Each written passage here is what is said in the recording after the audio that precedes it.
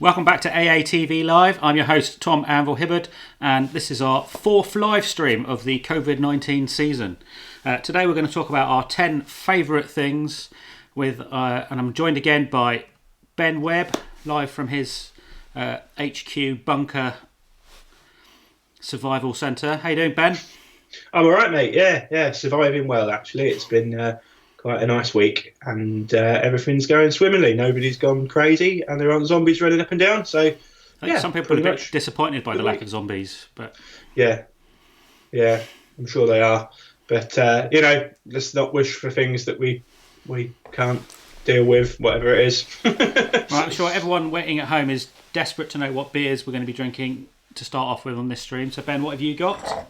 I am just about to crack open a lovely bottle of Augustiner Weiss beer, something from good old Munich, I believe, which is going to go down quite nicely because I've got a right first on, and it's gone 5 o'clock on a Friday.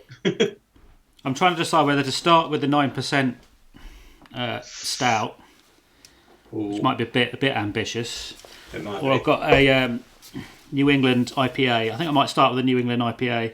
I'm actually waiting for a beer delivery from our local microbrewery, Totally Brewed. They're now doing deliveries, so I might have to run off and get the door at some point. That's all right. I'll talk nonsense and hold the fort. Well, I mean, talking on. Look how pretty this can is. It's pretty epic, isn't it?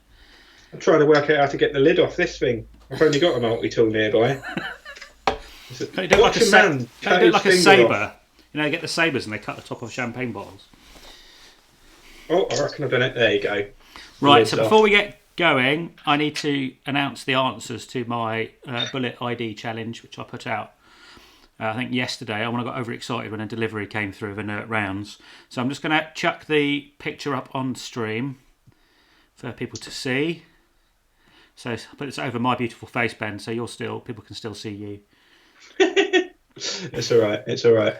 Okay, so some of these were pretty not obvious. Some of these were easier than others.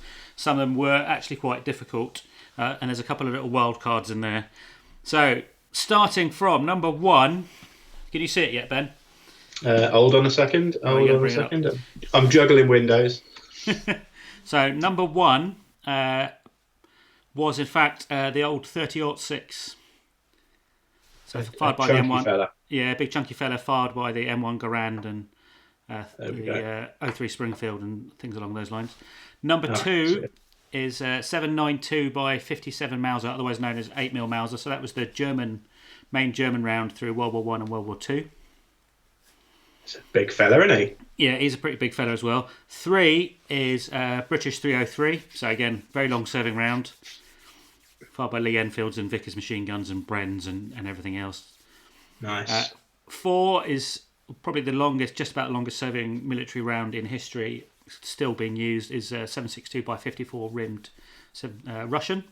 So from the Moisen, but still being used in Dragunovs. Look at the rim on him. He's got a big rim on him, hasn't he? Big old rimmer.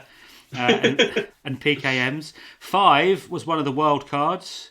Very similar to 762 NATO. It's in fact 7.5mm French. Ooh. So a lot of people struggled with that, unsurprisingly, unless you've been watching a lot of Forgotten Weapons. Getting quite obscure with that one. 6 is a carrot. That's actually a carrot. That's 338 Lapua Magnum. So familiar to many, and all of these AWPs and AWMs and all these things people are using. That's the round 338. I think one of the guns in Modern Warfare COD currently fires that, but that's a big old boy. I was surprised when that came through. 7 is 762 NATO. 8 was another bit of a wild card. That's the new 6.5mm Creedmoor. So US SOCOM are just about to start using that in their M110s. So they're SR25s. Very good ballistics for long range shooting. Funny looking bit of kit though, isn't it? Look at big old thing sticking out. On that. It's not very aesthetically pleasing, but apparently it's extremely efficient. I like this next one. It looks like a lipstick. Yeah, 9 is 762 Russian. So used by the AKM. Is that a steel case or something on that? Yeah, so it's a lacquered steel case. 10 is 556 NATO. So SA-80s, M16s, M4s, all that stuff. 11 is 300 Blackout. Oh, that's basically a 762 bullet in a 5.56 case, isn't it? Indeed, and you can chamber it in a 5.56 chamber, and then it will go boom. Because obviously it won't go down the hole. Not what you want. So some people think it's a really bad design because you basically just shouldn't be able to chamber it, but you can. 12 is kind of into the chode section now. The chode, yeah. Well, 12 is the granddaddy of the assault rifle. That's what's commonly called 8mm Kurtz, but is actually 7.92 by 33 Kurtz. That was fired by the Sturmgewehr. So the first people would say maybe the Fedorov, but certainly the most commonly used assault rifle Sturmgewehr. Yeah. STG 44 used by the Germans. 13 is 30 carbine. That was quite difficult for some people to get as well. So the M1, M2 carbines. 14 is 44 Magnum. So Do You Feel Lucky Punk, Dirty Harry. Yeah. That's the round. 15 is 357 Magnum. The big thick boy is 45 ACP. So that's fired out your 1911s. And 17 is 9mm Parabellum. Yeah. So, one of the Glock 17s, Glock 19s. Do you reckon you could fire a number 17 in its entirety out of a number 6 cartridge? I think it's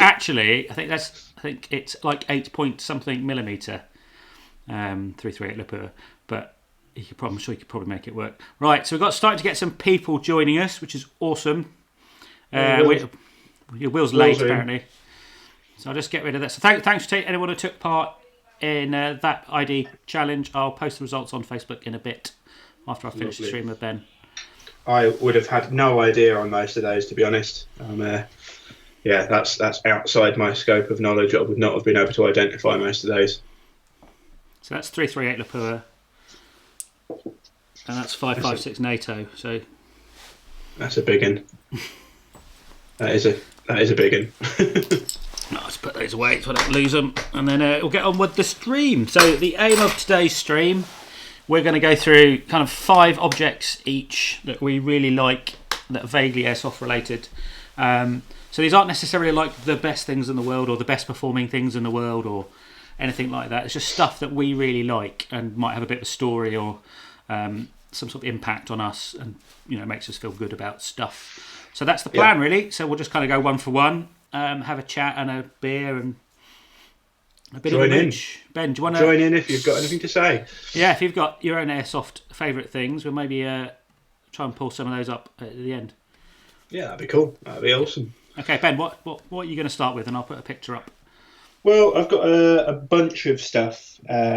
Most of it is relatively recent at this point in time, but some of it is stuff that I've collected over a few years, and I know we're all pretty good at chopping and changing our loadouts and buying new shiny things whenever they come out, but the majority of my selection is stuff that's kind of made it's definitely earned its place in my collection of kit, and it's stuff that I will rely on whether I'm doing an impression or not, or using just reliable kit that I like to use, and it's stuff that's actually worked for me over a good period of time. I think probably the first thing to go to is my my 511 SIG-TAC style range vest. It's probably one of the oldest bits of kit that I've got, and something that I have used time and time again, either in impression kits at games like the Sahud kind of games we were talking about last time, and just in general loadouts. I mean, it's quite nice as a UKSF sort of Tora. What is it, the Tora Bora loadout?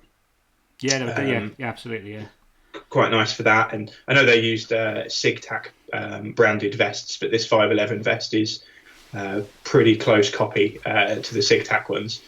It's something that I've had for quite a long time. It originally came from tacticalkit.co.uk, where a lot of my tactical stuff comes from.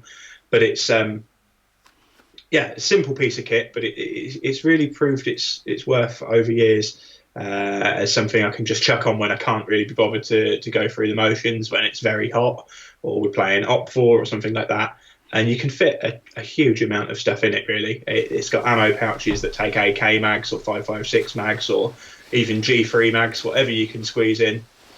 Yep, there you go. There's Tom's one. Mine is a what they call legacy version. It's not made out of the new attack light material. It's actually made out of just cotton. So it's quite heavy, and it does get wet. But it's got that really nice weathered in sort of feel. Yeah, yours looks great. Mine's I've actually been wearing mine walking the dogs recently to try and get a bit more. Mine actually went to a beer festival with me at one point in time. Yeah, that would be a great idea. No, yeah. There's several other fellas with utility vests when we were there, just giving me the nod. Oh, yeah. Utility vest men. Yeah. You can fit a couple of cans of beer in them pouches. But it's just, I would recommend anybody that plays airsoft a fair amount, even for OP4 or just for general use, because you can stuff it in a bag if you're going travelling or you're not staying at your house after a game. You've gone to see friends and you really don't want to be lugging around heaps of kit in and out of the car and stuff like that. It's just compact. It does the job. There's huge pockets inside and out of it. You can fit a radio system into it. You can fit hydration into it. You can fit a holster into it if you need to. You can run a belt order around the inside of the vest itself. Yeah, it's got loops, isn't it? Yeah, and it zips up. It can be run open. It's really, really well thought out. I'm not sure how much part 511 played in the development of the vest, but I don't know if it was all kind of SIG-TAC designs, but it really does work very, very well. So who was SIG-TAC? It's just an independent company, as far as I'm aware. I don't think they actually have any link to Sig Sauer. I think they just kind of made tactical equipment or kind of contractor style equipment. Yeah. I know a lot you used to see a lot of them, guys doing diplomatic protection or if around the Gulf Wars. There's a lot of Delta guys, and that's kind of almost where one of the places they were most famous for is like Delta and SAS doing VRP protection. Yeah, I mean, you could throw on an armour vest underneath them. I think they kind of stem from before guys really had that like interchangeable modular vest kind of system. You didn't attach pouches to armour, and you had your armour plate, and then you had a rig that went over the top. And for people that didn't want to be quite as overt, they would run this kind of fishing vest style thing. Yeah. That doesn't stand out too much. I know we used to colloquially call it like fishing vest loadouts. That call that goes around on Friday evenings before the Saturday's airsoft game. What you wearing tomorrow? And it'd be like, is it fishing vest day? Is it fishing vest day? And me and my mate Nick and Graham and all the other guys that we used to run out with, relied on them. I think we got known as a bit of the group of guys that used to wear the fishing vests. But you can buy like civilian utility vest, like fishing vest style things, but a lot of them have a different layout of pockets. So the 511 one actually has the ammo pouches on the left hand side for you, and it's got a utility pouch on the right hand side. And they're built to kind of carry tactical gear. Yeah, you've got pockets inside and out. You've got poachers pockets in the back. You've got water bottle pouches, 2 water bottle pouches on the back to take like Nalgene or just water bottles, as well as a big centre back pouch. You've got hidden pockets to take a pistol and all sorts of antenna routing, all sorts of stuff. They come with like a 511's weird Velcro lining system where they basically did like soft holsters that were made of elastic and Velcro, and you could kind of build the loadout inside. But I never really used that. I tried to strip as much stuff out of it as possible, because when you throw more things in, it tends to kind of defeat the object of the vest itself by kind of bulking it out, and it does make it really, really hot. So I tend to try and use it as minimalistic as possible. That said, you can carry loads of stuff in it, absolutely loads of stuff.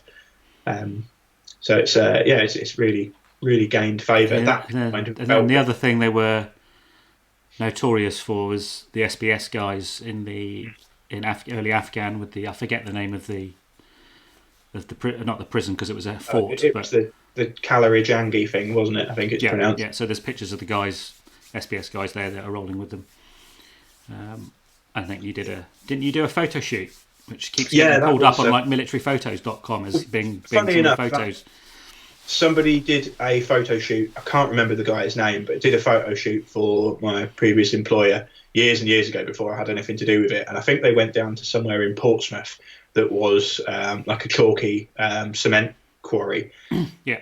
And it looked great. It looked absolutely stunning. And these guys had the haircuts down to the T. They had the beards down to the T. They had the physique was pretty convincing, and they were wearing these loadouts. They did it for a magazine photo shoot, and to this day, those pictures get pulled up on Google and distributed. Look at these SAS guys, even though they're supposed to be SBS guys. I saw it on Reddit, military photo porn, literally a couple of weeks ago. Those photos were being used again. It's always really satisfying when you know, because you can just go, nope, magazine shoot. And somebody will argue with you. Yeah. Somebody will argue with you. I mean, we had a couple of times when a couple of the pictures that me and Ben Dickey took for the magazine over the years, we'd take pictures and people would be like, "Oh, this is the SAS. This is," and I kind of just, no, it really isn't the SAS, mate. I'd say, yeah, it is. I promise you, it is. It is the SAS, and it's like it's actually of me, and they wouldn't believe you. They wouldn't believe you at all. But it's quite good fun getting into the conversation with people about them. So yeah, those vests were definitely part of that. Christian's asking, where have you got them from? That particular vest was from tacticalkit.co.uk a long time ago. I think that cotton style one is long out of manufacture. You have to find those on eBay, because I don't know any retailers that have still got them. But the Tac-Lite one is still available, and that's. I got mine from Tactree middle of last year, so they're I know Military First do them as well. They did have a fair few of them, but they've moved more over to Helicon stuff. Yeah. So there may well be a very, very similar equivalent. Like I say, a lot of guys I know just bought generic fishing vest for like fly fishing, and it hit the spot for them. It did the job. So, if you want to get involved in that setup. Yeah, I really like mine. It's super handy. I wouldn't say I'm starting to walk the dogs in it. It's one of those. I mean, I look like a right old fishing vest man, but that's. But you start walking around and like, I've got a pocket for everything. My phone's here, my wallet's there. I'm comfortable. Just got to remember not to leave any magazines or clips in them. Oh. Good magazine. Clip. Clip. Magazine. There's a difference. Clip. Magazine. Right, moving on. Cool. I think we've battered that topic. Something I got recently. I did a kind of top 5 Airsoft essentials with Phil Bucknell. Hi Phil, if you're watching. Last year for my channel, and one of his items he pulled up was the Odin Sidewinder speed loader. The lazy boy. The lazy boy, which is absolutely amazing. So we're all familiar with the Pumpy Boys. Oh yeah. If you're a mid-cap user and you've got like 9 mid-caps to reload after a game or a day, and you're magging up, and 4 BBs a time, you end up with a really strong thumb.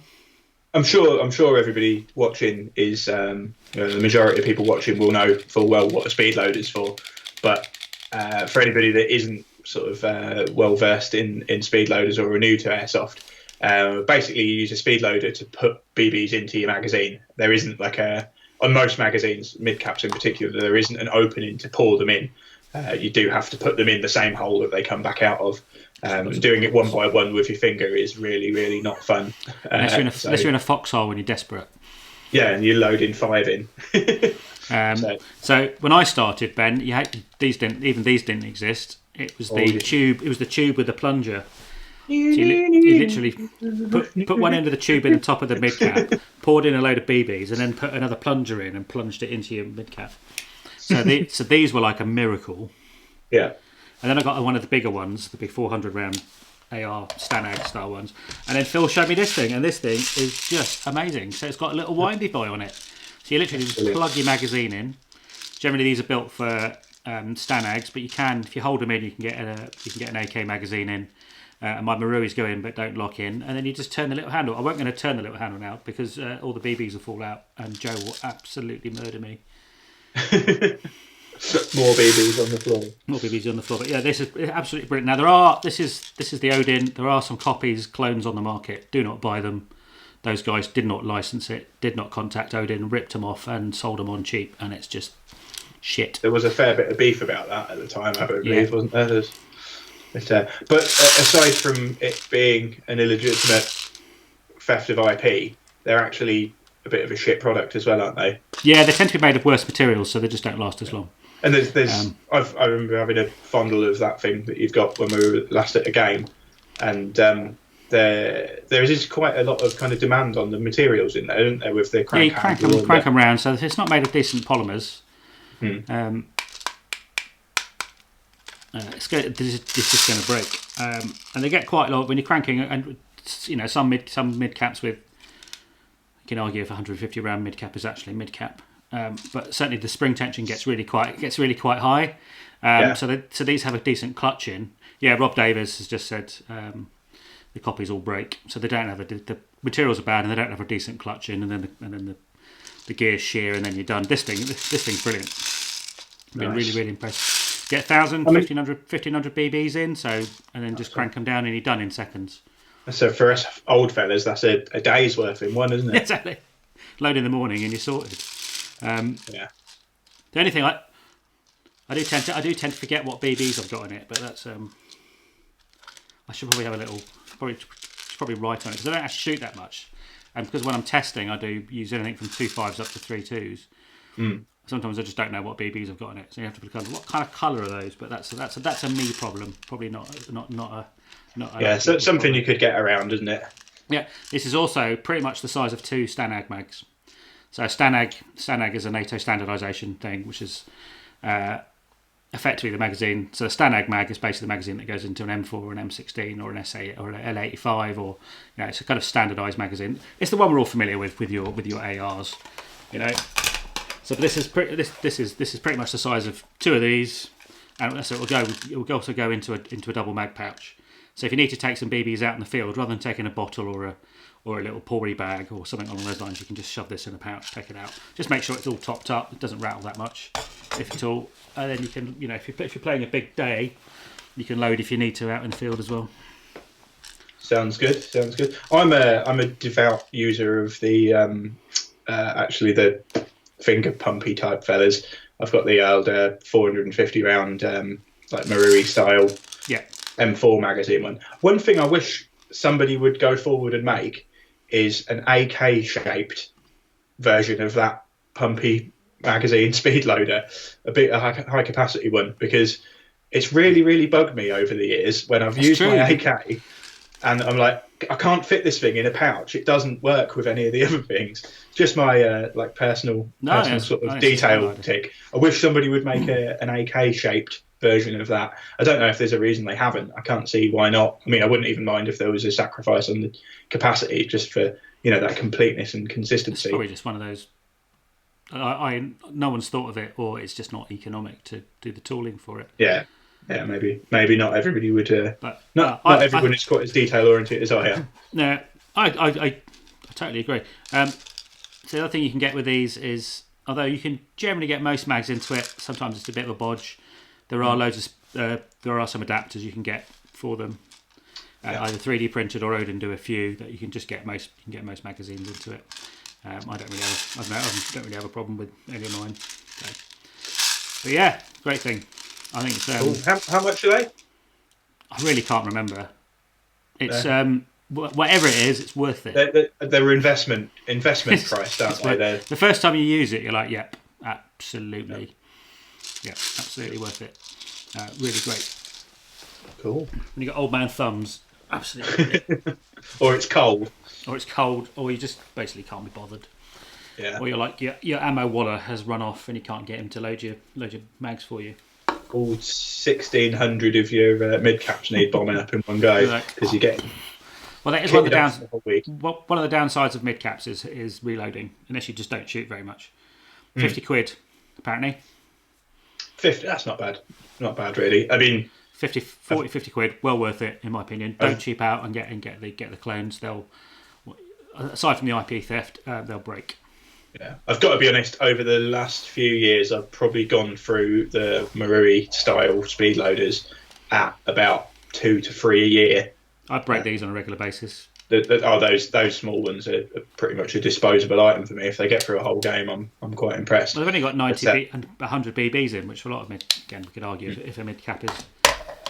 Yeah, the bigger fellas though, I do tend to go through those quite quickly. Like I say, 2 or 3 a year, and I think they are probably 15 quid a piece now. So over the course of a year, if the Odin thing lasts a year, you're already kind of into the value side of things. It's just a massive quality of life upgrade for me. You know, it's just and then if you're really, really lazy, someone does a motorised one, but I mean, that's like... That's good.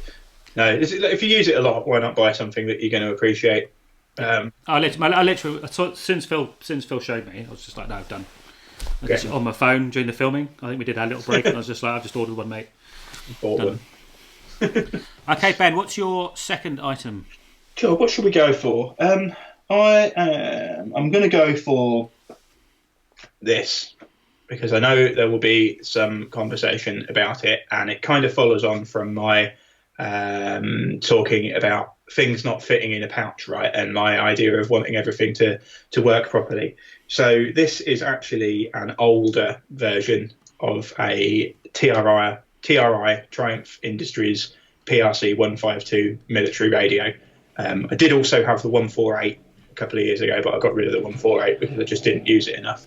But it is a working replica of a military style radio, and they are or were quite expensive. I think a company called TRC actually makes a much better version of that these days. There's a metal, is that plastic bodied? It is a plastic bodied one. There's an aluminium bodied one now.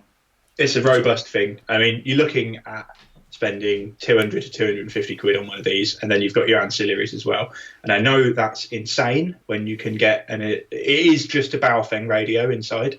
It's nothing different. It's a Baofeng that's been taken apart, reprogrammed, and the interface button has changed. But actually, all of the LCD screen and things like that is exactly the same interface as a Baofeng. And you can get a Baofeng in pairs or triples for down to about 8 quid each if you want to shop around. And this thing costs about 200 to 250. Why would you spend that much on it? Purely because the form factor is cool, Ben. That size. And it was really, really bugging me for years. Since I started carrying a radio at Airsoft, it really, really pissed me off that I had this radio pouch that I bought that was part of this equipment that I'd got, and I had nothing that filled that pouch properly, nothing that fit it properly. And there's things bouncing around and launching everywhere. And I just thought, you know what, I need to get this proper radio. And with the proper radio comes proper PTTs or replica PTTs, proper headsets. And it all just works. It was like one of those bite the bullet kind of things, and ever since then I've kept it. I mean, the 152 is fairly widely used with all military forces, so you can use it in your UKSF loadout, you can use it in your other modern force loadouts, and it fits into the proper pouches that you get. And not only do you benefit from something fitting properly in the pouch and looking good, you also benefit from actually having like a proper tactical application of the radio. A good pouch lets you get at the radio in a tactical fashion, stow it properly, you can get into it quickly, you can press the buttons on it quickly, you can you can actually use the radio when you're trying to shoot stuff, which is rare. With civilian radios and civilian design radios,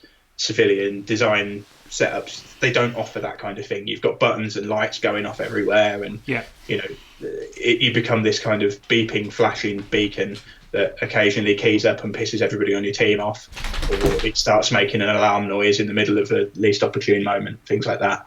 So that has been part of my kit for a long time now. And looking at the comments, somebody said be an ultimate operator and carry 2. I have done that before. It got very, very confusing very, very quickly. But yeah, I did have the 148 and 152 running at the same time at one point, but that was a little bit excessive. Somebody has also said, what are the laws around radios for Airsoft? It is a Baofeng, and the output, no matter what you tone it down to, the output does require you to use a radio operator's license. Whether that is as part of an organisational team for games or that is as part of your team, you do need to have a license for them. I know everybody's going to go off and somebody's probably going to post a Tim Jacobs meme, but I hate to say it. Tim's right. It's the law. Tim is right. It's the same as a TV license. If you want to take that risk and break the law, that's your shout. I'm not going to condone it, but it is what it is. the law requires you to have a license. I know the risk of you causing any problems under the use of them are minimal, but the risk is still there. Those Baofeng 888Ss, which are really common, they come in with test frequencies on, and some of those test frequencies do conflict with UK emergency services.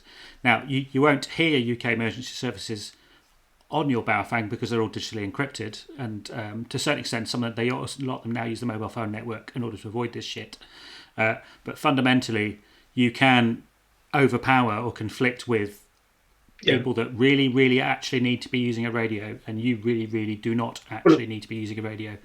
Oddly enough, a base level, absolute base level, we ran a game a few years ago, and the game organisers couldn't use the pre-programmed hired radio network to organise and run the game, to operate the game, because marshals need to talk to each other when you're running on a big site. You need to coordinate things, and that couldn't be done because a few people were using radios that were cutting into that bandwidth and causing the game operational network to fail, which led to having a shit game.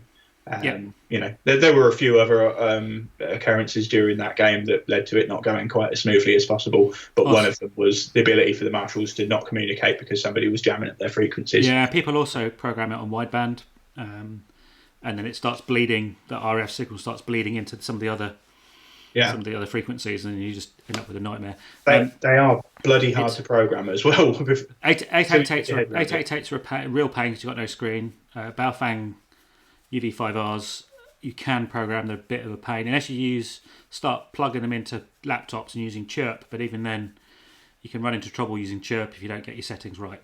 So it's really not a kind of simple thing to do. Licenses aren't difficult. They're 75 quid, they last 5 years, and they cover a team or an organisation or a business. There's not even any upper limit to the amount of users, is there? No, long as you have a record of who's using them, absolutely fine. Basically, all they ask is you keep track of the users. So if you know, I have one that my team LFO run on. I know who's in the team. Everybody lobs a fiver and you're sorted. You're absolutely sorted. And that license gives you a set of frequencies to run on, and you stick to those frequencies because it's really busy. Yeah. Somebody's just said, sorry, Tom, to cut you off. Somebody's just asked, what was the name of the radio? The military designation for it is a PRC 152. A prick.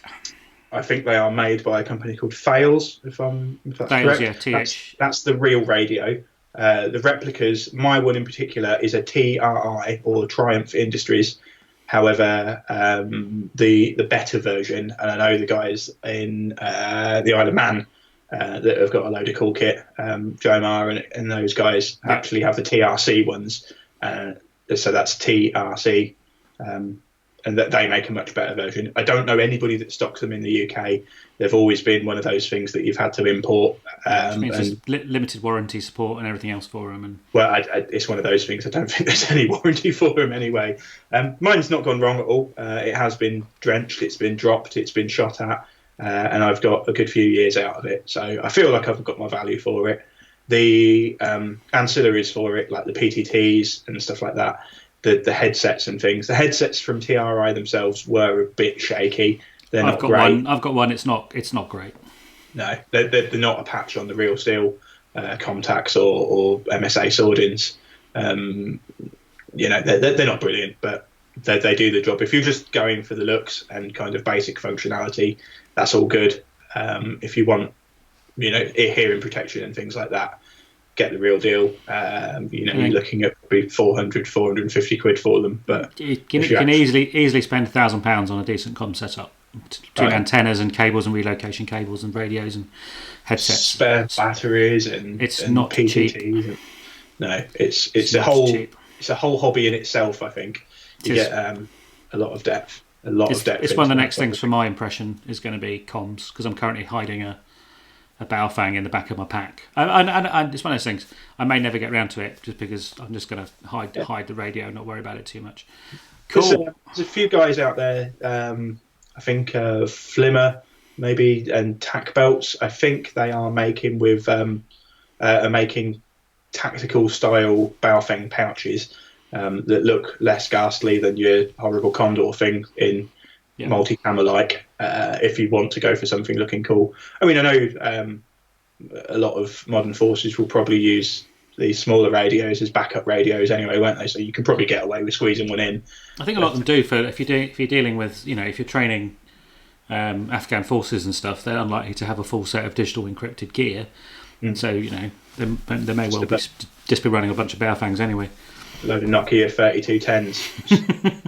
That would be cool as hell. Somebody making a tactical 3210 pouch. I've got an old Nokia actually, just for next time we go down to Hood, just so I can get this old phone out and just start. That's going to be good. Pretending I'm calling people. Cool. Anyone got any questions for Ben about that radio before we move on to my next item? Well, go on to your next one, and we can have a recap if we need to, can't we? What you got next in your sack of stuff? What shall I do? What's he going to dig for?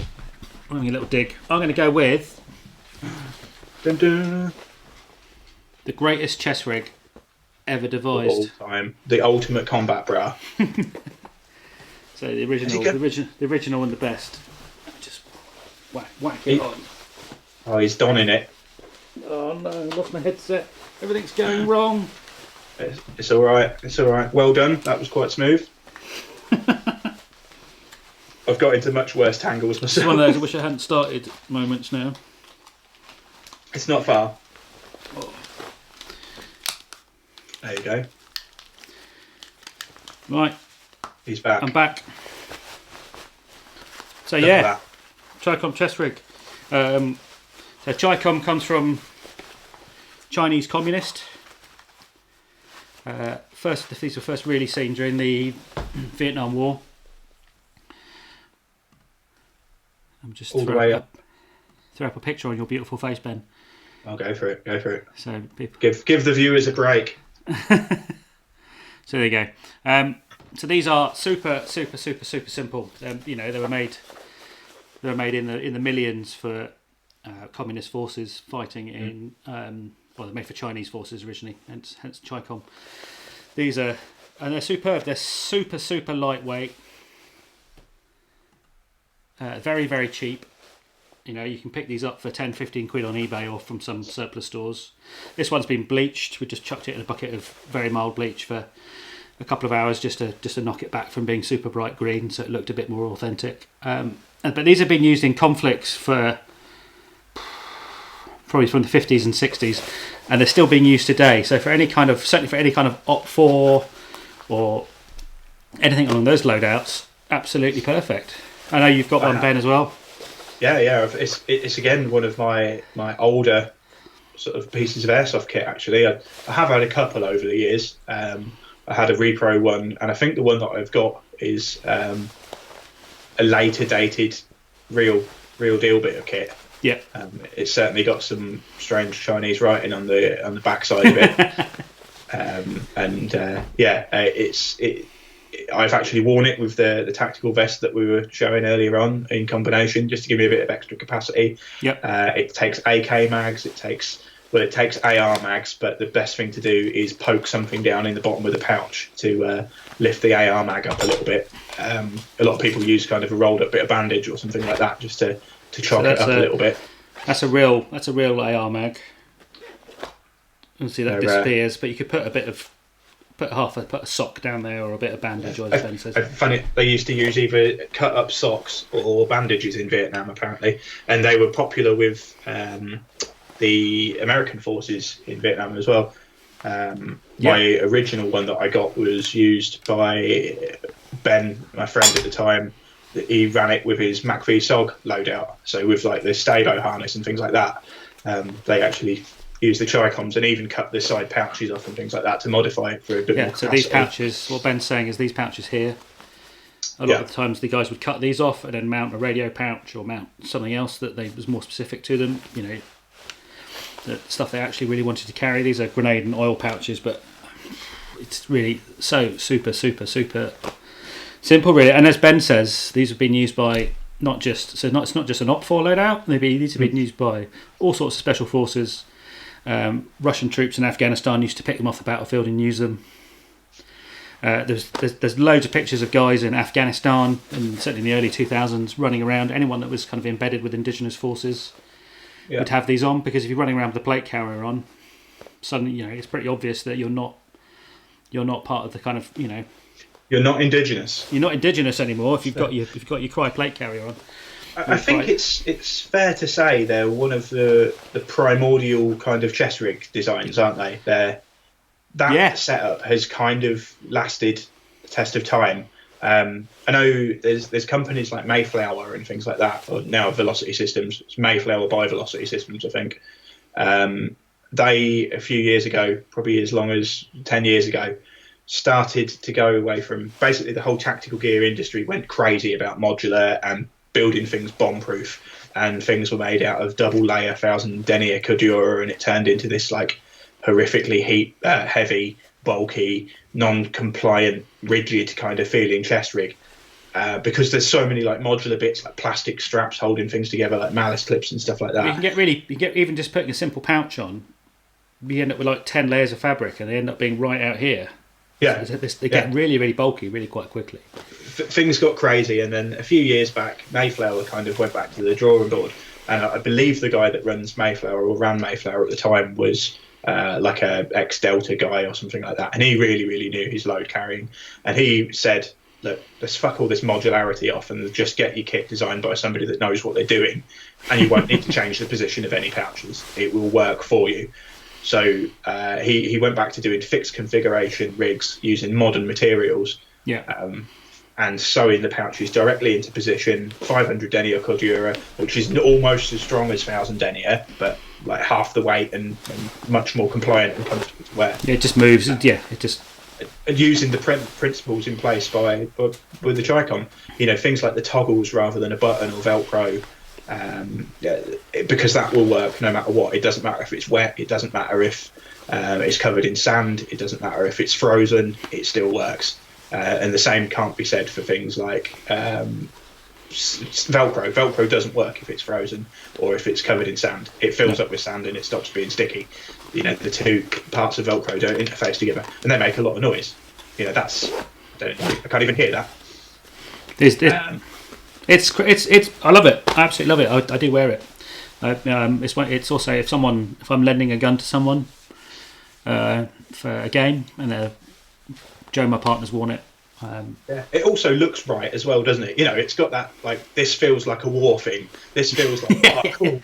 Like, well, that's the other part is you'll have seen these. They're all over Platoon. They're all over Vietnam movies. They're all over Afghan movies. There's loads of There's loads of people still fighting in the Middle East and in troubled areas wearing these. It's a real bit of warfighting equipment being used now all over the world by all sorts of dudes.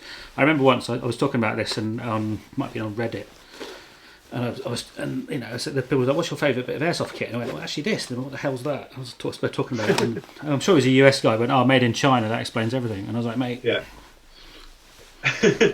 I'm sure there's US Special Forces right now with these on.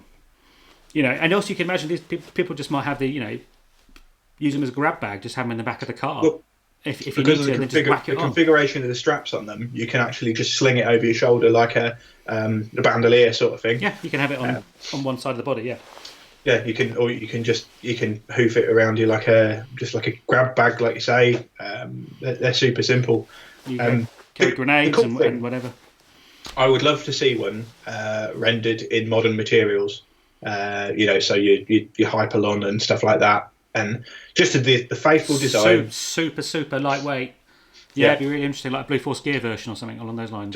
Don't fuck with it. Just make it as a Chicom, but just in modern materials, in Tiger Stripe or something, or that unicorn jizz pattern that everybody seems to love at the moment. That would be cool.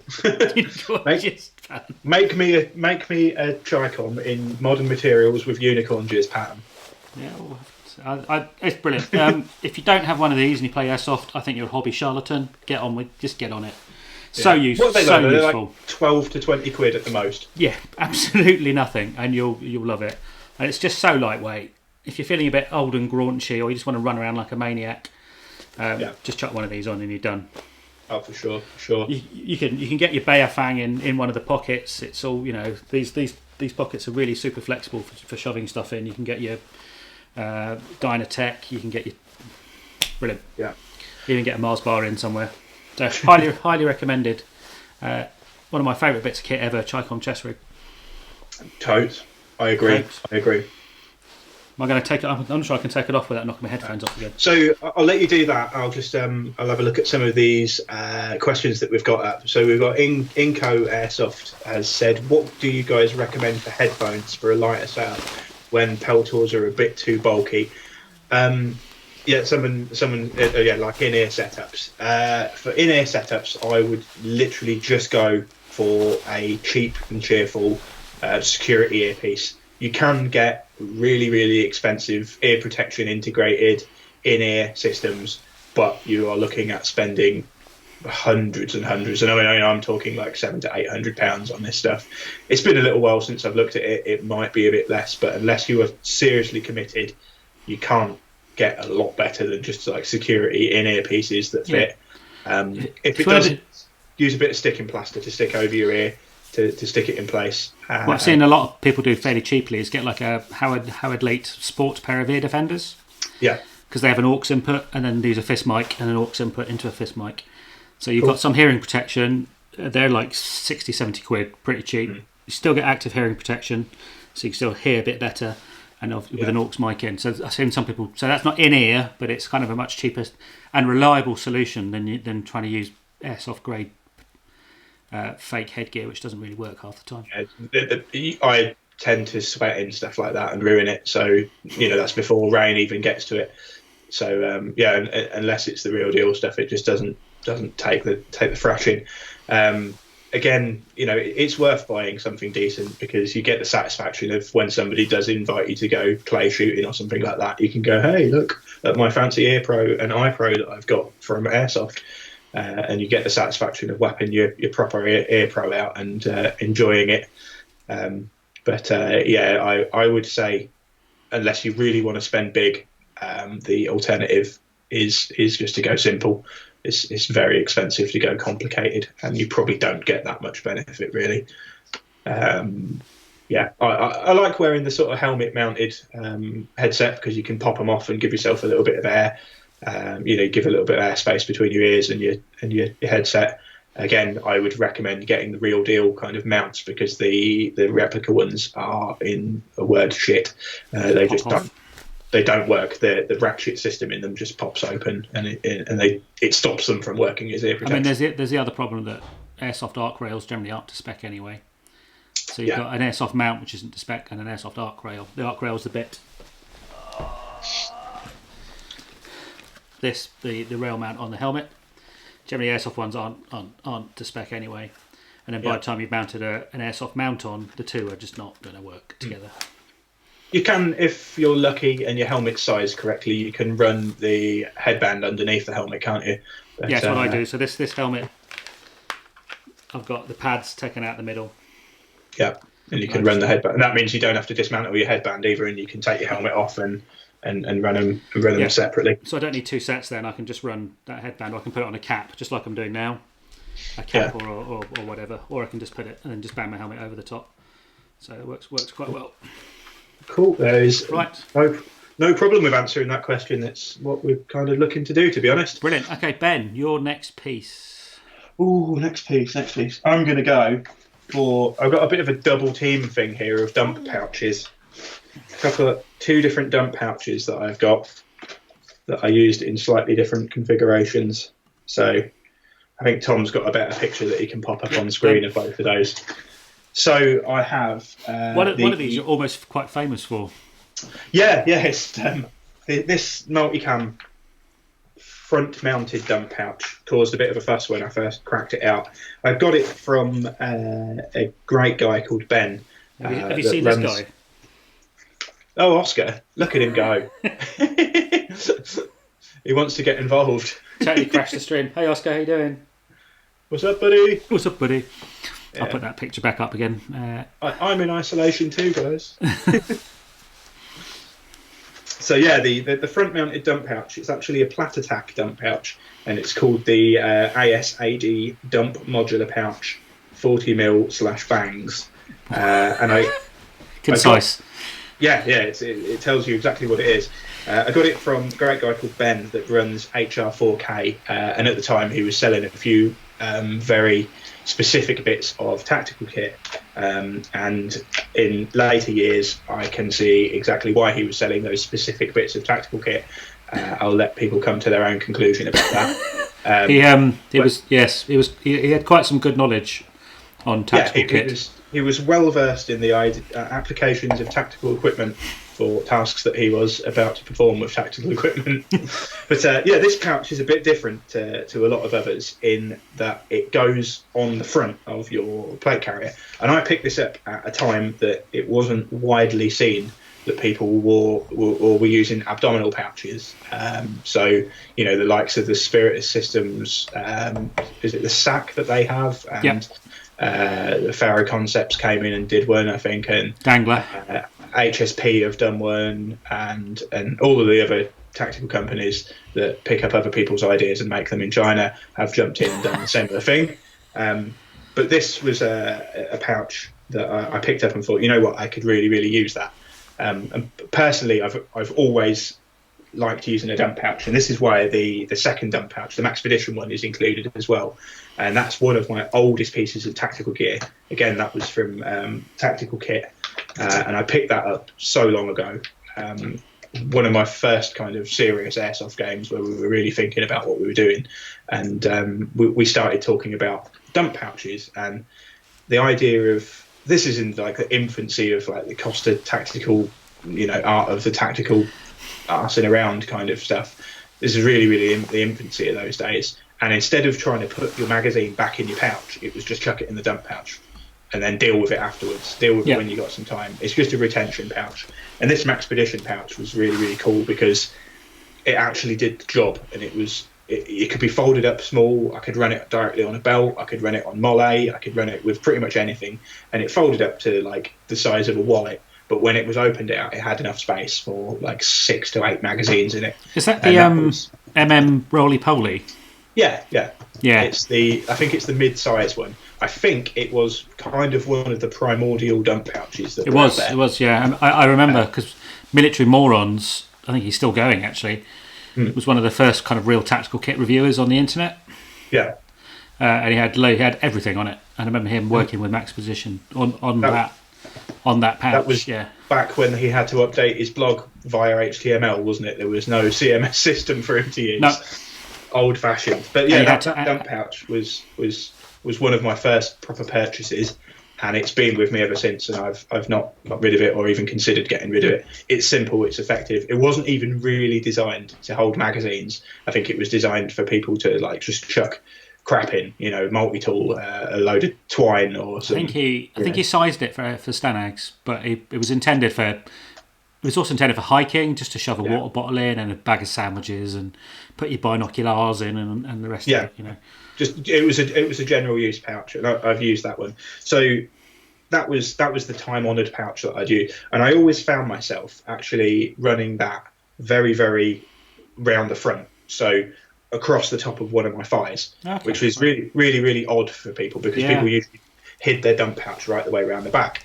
And the idea of putting it over your thigh was that it might bang into your leg for a couple of minutes, but when you've got a couple of moments, you take that magazine out, you put it back in the pouch, and then you reorganise yourself when you're ready. And that's something I kind of picked up from watching Travis Haley videos. Travis Haley was like, do what you need to do, deal with the shit, then go back and reorganise yourself when you've got the time to do it.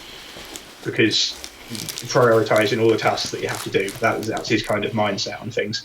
So I used to run this round the front because instead of fishing around the back and trying to drop it into a pouch, which was kind of counterproductive, I just dropped it in the front, straight in the front, and I don't have to take my eyes off anything. I know where it is. It's kind of naturally trained into you to put things in your pocket, so it lived there. So then when it came to update my kit, this fella here came in perfect because it goes underneath the flap on your plate carrier. It goes underneath the cummerbund, or it goes underneath the pouch, the kangaroo flap. It sandwiches into the Velcro. It can even sandwich in underneath the bit where the plate seals in.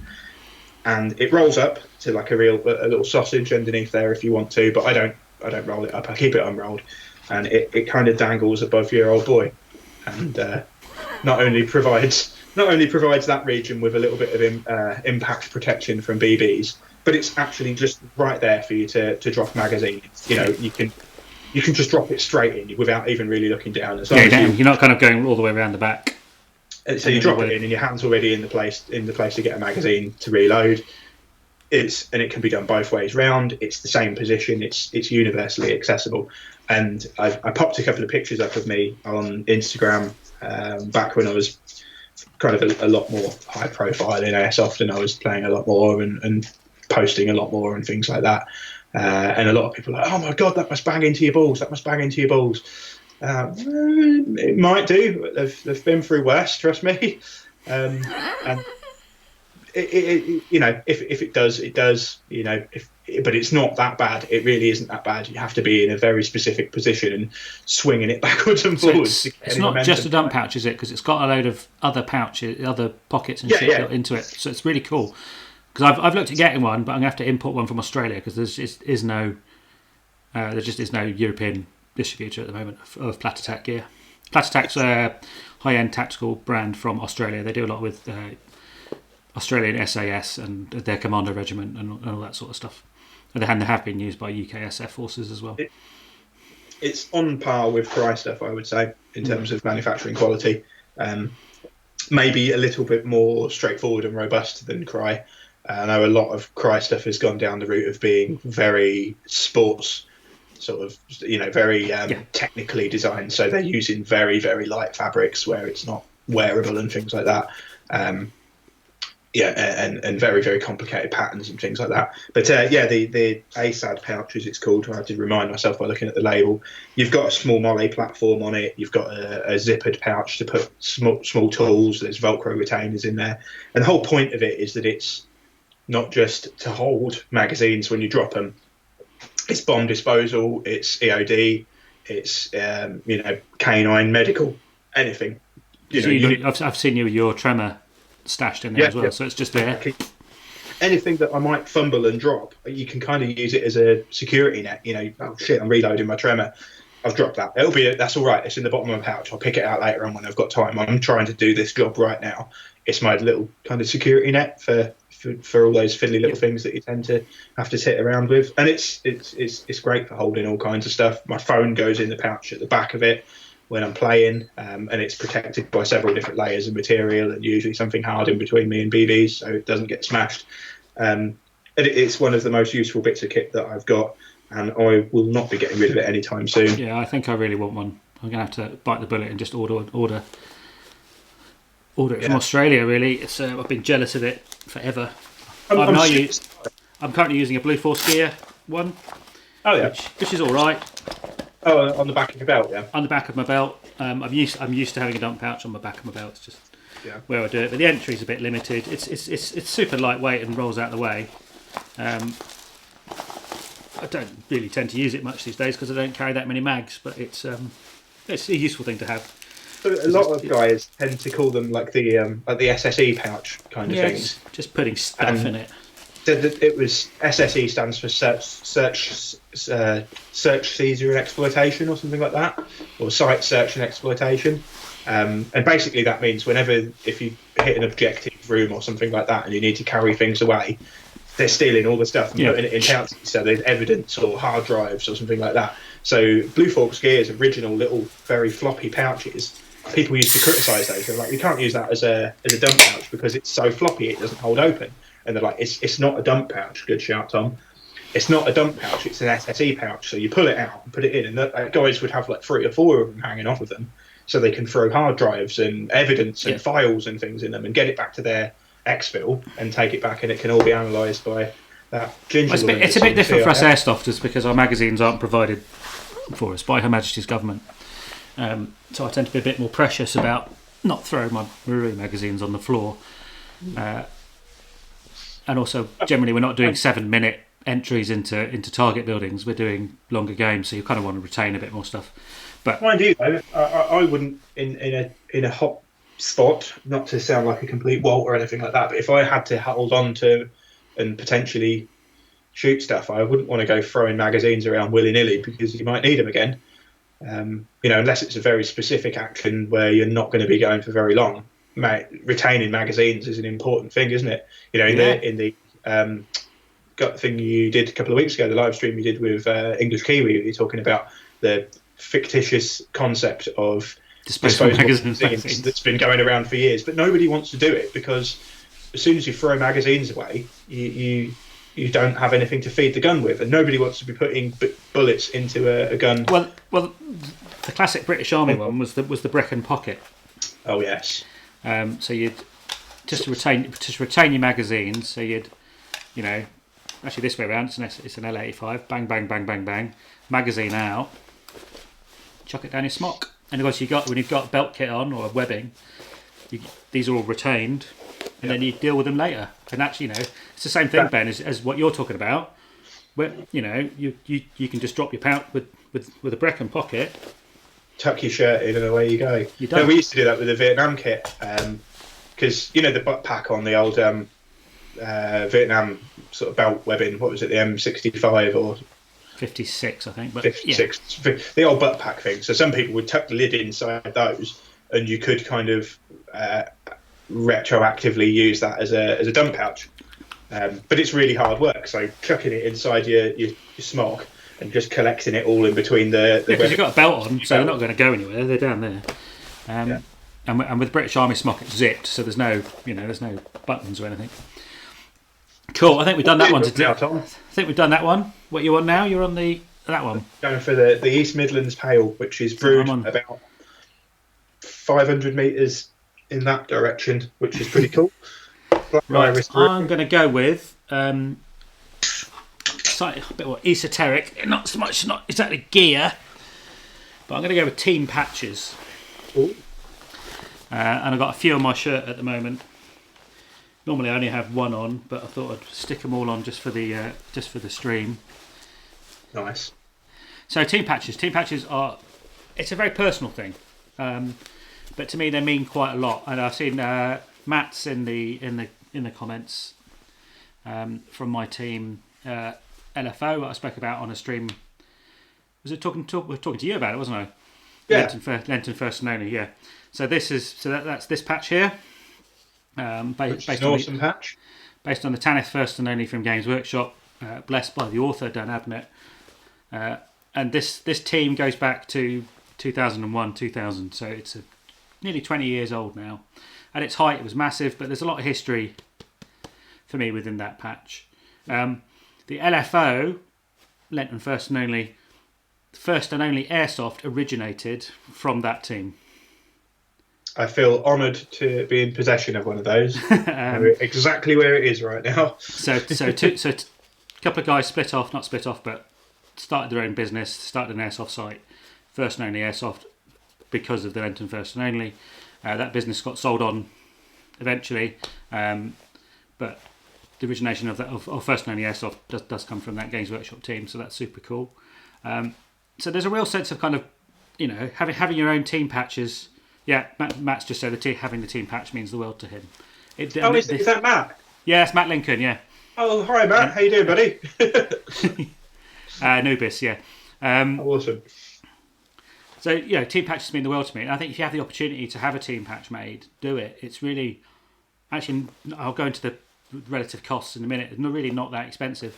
The other one I've got... this 30 OBU was a patch we had made by Ballistic Designs. So this was made by Stitch Me Up. £6-7 a patch, really not a lot, and they will do 1s and 2s. And also, if you don't have the best graphic design skills in the world, if you scribble something on a fag packet, they'll help you out and get something sorted for you. But it's brilliant. Even if you just get together even if you just play with a few mates, you can get together, design something roughly. Just sit down in the pub or whatever and scribble some ideas. £6-7 a patch, totally brilliant, and it just makes you feel so good. When you've all got the same patch on. It means a lot than having some generic kind of sticker that just means crap, doesn't it? Like you used with bizarrely, this is the second time this has come up today, but those old stickers you get on like MB UK and things like that. They used to have those no fear and personalise your bicycle and the Law 1 gravity stickers and everybody would have them on their bike, and it's kind of like just meaningless Velcro fillers, but it's much cooler to have something that has a little bit of meaning to you. You know, a little bit of weight to it. It does, and there's a lot of history. There's a lot of games and a lot of people and a lot of, it's 20 years of history going on there. It means an awful lot to me. This one also means a lot to me. This 30 OBU patch, because this is a patch we did with Ballistic Designs for AATV when we started off quite early on. And these have pretty much gone to people that have been on the show or have helped out in a meaningful way. I know you've got one, and Jodie's got one, and Will's got one. So it's not so much a team, but this is a real family for me. This is a family patch for people that have fundamentally helped me out and helped my channel out, and it's really important. So Ballistic Designs OEM helped us out with this. I did the graphics, but so this is a rubberized patch. Again, they're not that expensive these days. The molds, these used to be really expensive. You used to have to get them done in India. These days, with the way CNC and computer design is going, you can get these done relatively lightweight. So again, maybe worth. So if you want something maybe a bit more, these are great. But if you want something rubberized and flexible, I'm a bit drawn. I was going to comment actually. It's interesting that you've got 3 totally different styles of patch manufacture there. That's why I've done it. Yeah, I really do enjoy the old embroidered style patch. I know that they're kind of going out of vogue these days, aren't they? But I really like them, and I kind of, they wither in really nicely as well. They do. This one's quite old now, and it's faded and it's got dirt on it and everything else as well. A little bit frayed and a little bit furry, but it's also more military to a certain extent. It tells its own little story as well, doesn't it? These are super cool, but they're not. It's not quite military. And then the third one I've got on here is what we're doing recently, Ben, which is with our UKSF impressions. Yeah. Again, I've gone with the OBU because so OBU, for those that don't know, is outside broadcast unit. Or ordinary beer users. Ordinary beer users. 30. A couple of us have some numbers in our lives that involve 30, so we thought that's quite funny. And then the third one is, so this is a laser cut and stitch with IR backing. So this will glint under IR light, under night vision.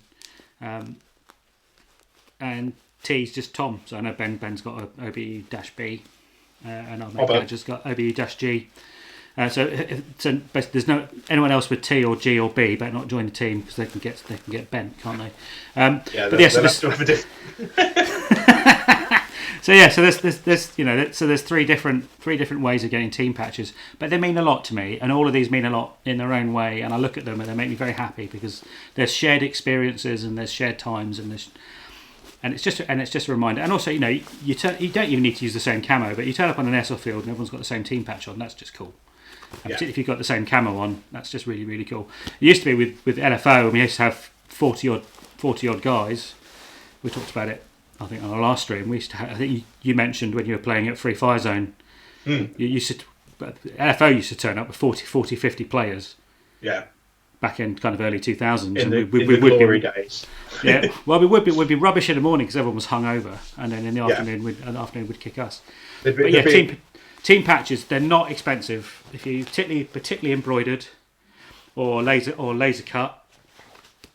These can be a bit more restrictive to get hold of because they're a bit more sensible about who these go to. But in general, certainly embroidered patch is super easy. And if you've got it's all about what the content of the patch as well, isn't it? And what it says, and we're not talking about offensive symbols or anything like that. But I know he's probably not watching today, but a friend of ours got in a little bit of hot water for having some replica patches made for CTSFO units, and they were a bit concerned. The CTFSO guys, SFO guys, actually popped around his house and said, "Where did you get those from, and why have you got them?" He explained, and they were quite flattered about it, and said, "Oh, well, cool. Can you just kind of make it obvious what they are with, and you post it on social media?" They're very understanding about it. Yeah, but you can understand why they might be a bit hesitant because these are friend or foe identification patches, certainly these IR ones. Yeah. So you can understand why certain units might not particularly be massively keen on people having identification friend or foe patches without good reason. Apparently they've stopped using them as a de facto kind of method of identification, but I don't know how true I don't know how true that is, but yeah, it is what it is. But Okay, yeah, we've Ben. just had a new dude that's just popped up, Tom. Yeah.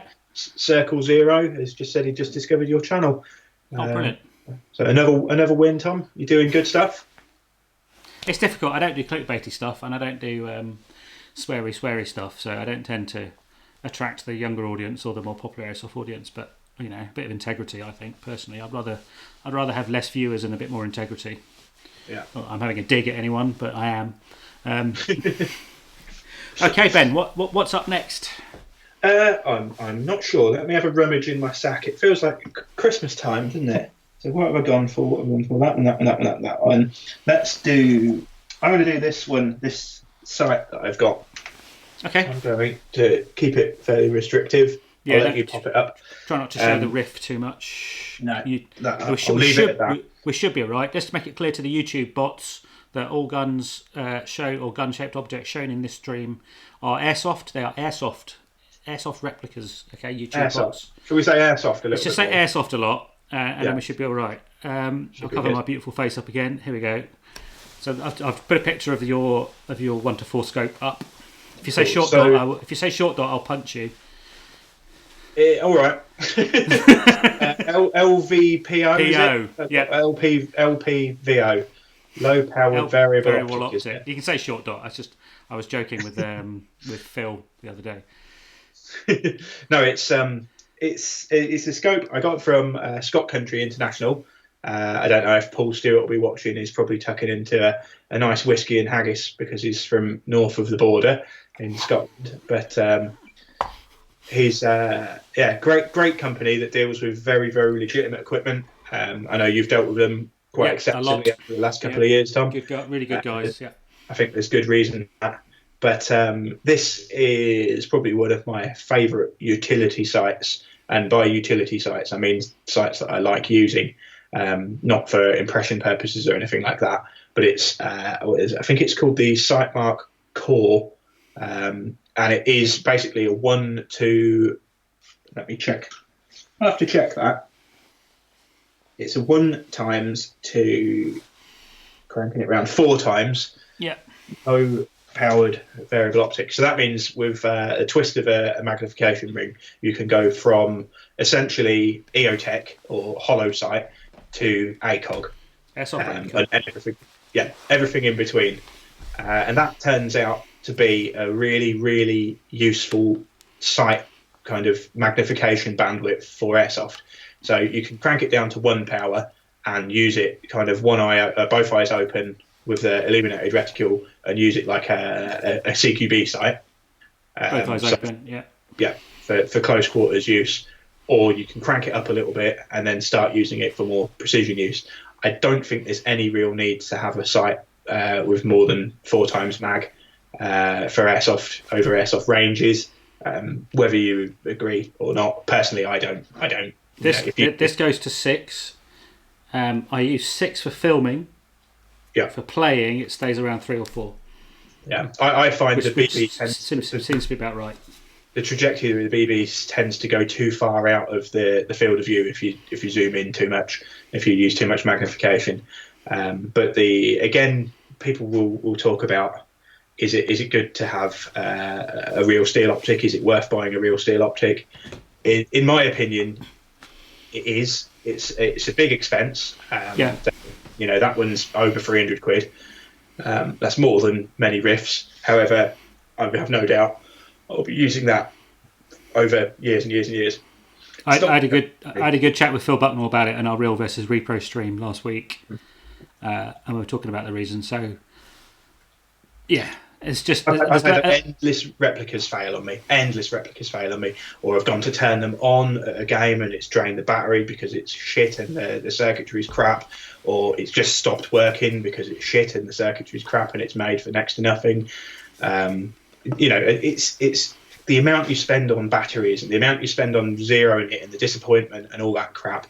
It's just kind of a false economy. It looks nice on your gun, but other than that, it's actually just a hindrance. And this is why the idea that airsoft optics, in my opinion, I don't know if you covered it and agreed with me or not, but in my opinion, airsoft optics have been people say you don't need optics on an airsoft gun. You don't need optics on an airsoft gun. They're shit. They're just extra dead weight.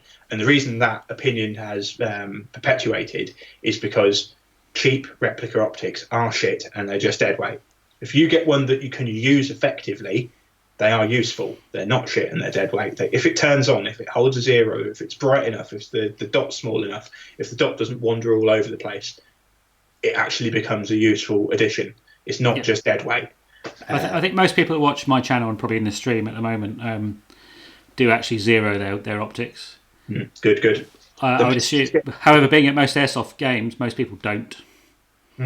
So the BBs are going, and they use BBs as a tracer. In order to hit anything, which I don't get, but I understand why people might want to do that. So for me, an optic, and then I've had, same as you, Ben, I've had numerous airsoft clone optics which won't hold a 0. I mean, literally won't hold a 0 between setting them up, putting them in a bag. They take a tiny knock, and then all the electronics move. Well, it's not just that. The clamp on it's a load of crap as well. If it's an integrated clamp, they usually strip out the bolt bends. It doesn't grab your wrists. It just doesn't work. So fundamentally, the sight's not going to work anymore. I have got a replica. It's a replica Geissele mount on that optic that's made into my Evo. Yeah, same on this one. It's not a bad replica, but I did have to modify it so it would clamp my rail securely. I changed like that. This isn't too bad, but the mount. This is a replica Geissele mount. The mount is the weak point. Yeah. And I'm going to probably get a proper Vortex offset mount, but it only I'm talking another 150 quid. Yeah. For some. It again makes it actually work. You know, maybe a sight costs that amount. Maybe that's how much money a sight costs. Maybe they aren't 35 quid. Maybe they do cost more. You know, if you want to dress your gun up and you want to take pictures of it and you're not really all that bothered, that's fine. That's absolutely fine. I mean, I'm guilty of walking around with loads of weight strapped to me just because it looks cool and it feels great to be immersed in it.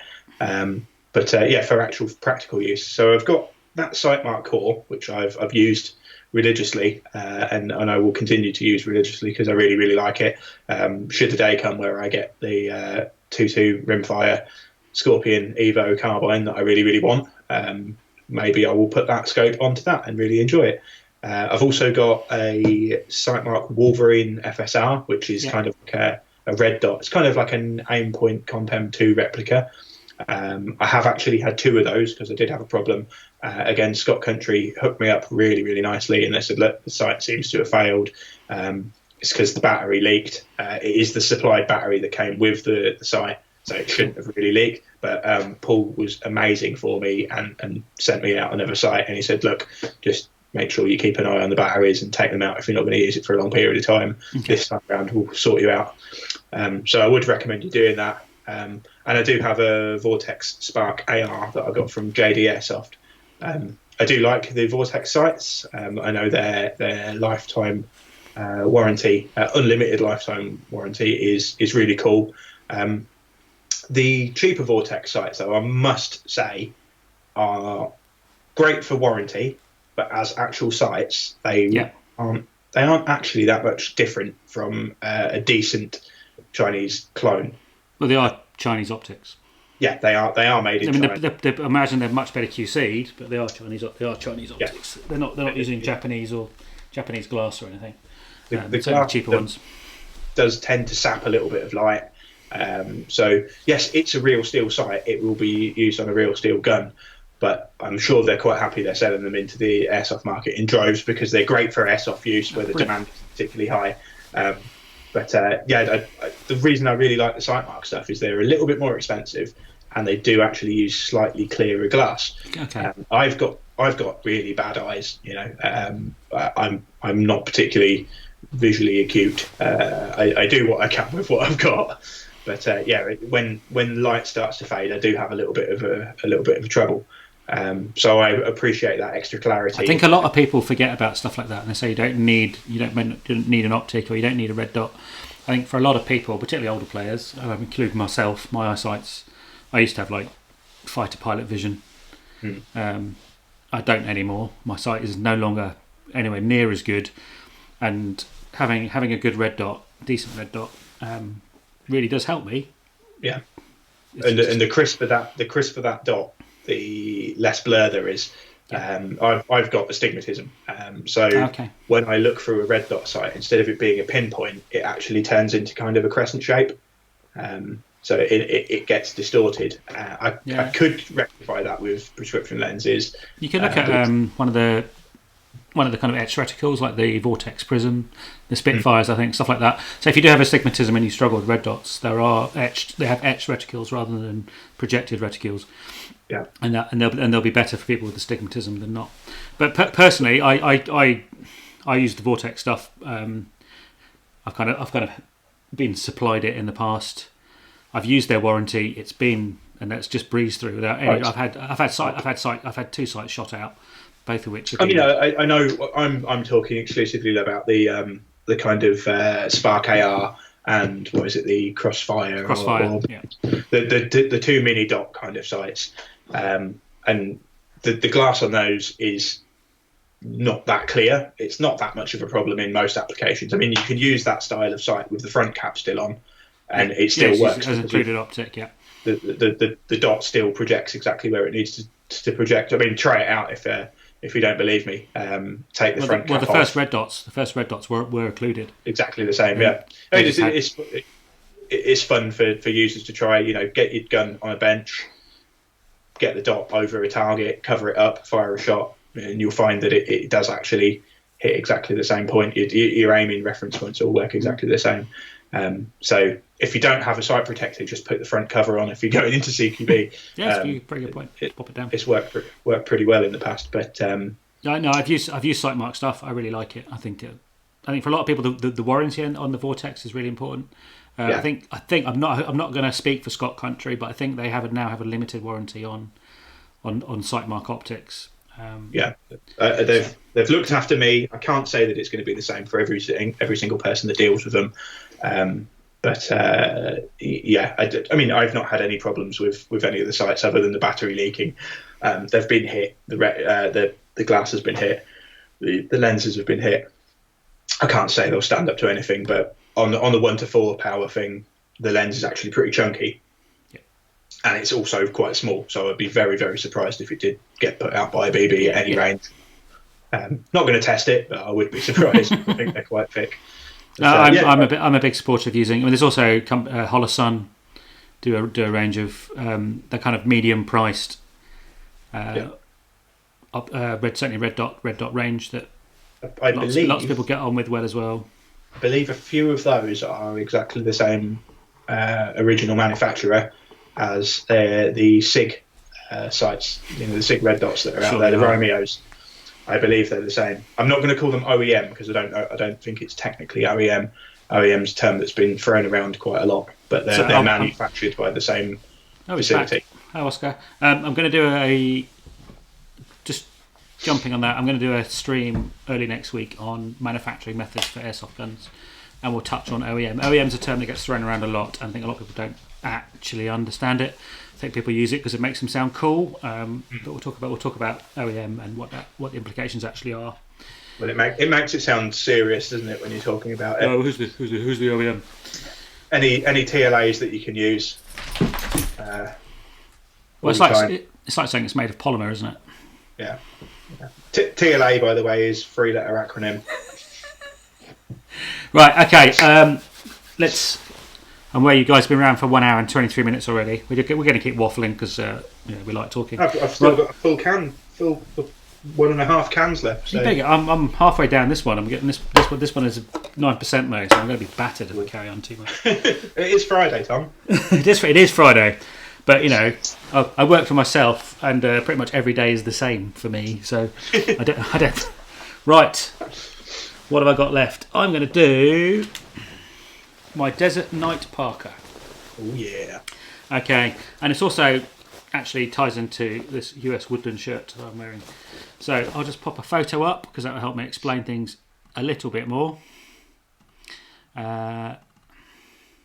Whilst Tom's doing that, just remember, if you've got any questions about anything, not even related to what we're talking about, if you've got any questions at all, just pop them in the comments and we'll pick them up at the end when we've finished going through our list.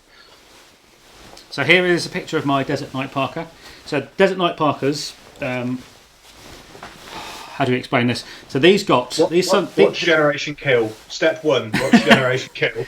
So these got really fashionable in the last couple of years. But the origination of them is they come from, there was a very long project starting in kind of Vietnam era, and it was about defeating Soviet night vision. So you can see the really weird pattern, that kind of grid with some filled in stuff. Apparently, Ben, actually those little filled in nubbins are the same nubbins you'd get on Choc Chip Desert. Are they?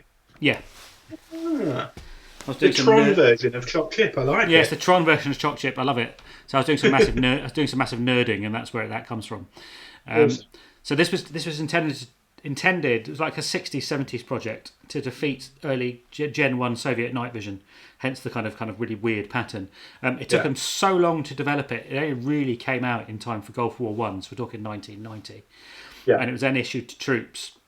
Now, there wasn't really much Gen 1 Soviet night vision in the Iraqi army, so it was a bit pointless. And most people just wore it because it was warmer. Yeah, an extra layer. Yeah, because they were intended to go over the top of... I'll show you a picture of the how it was originally, because mine's been tailored, which is what I'm going to go into. So there's a picture up there, Ben, of an original fishtail.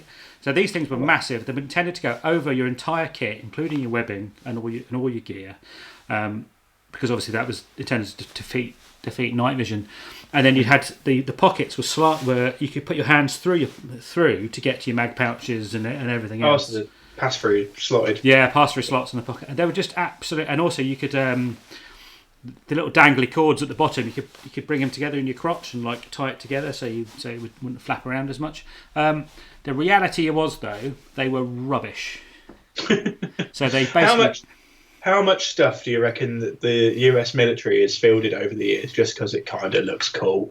We've spent loads of money on this. It's shit, but let's just use it. These things are monumentally awful, right? so the guys wore them because it was another layer, and they're in the desert and it was cold. Gadge and I did when we did our Psionics original Psionics Aurora review. We filmed these things, and they're worse.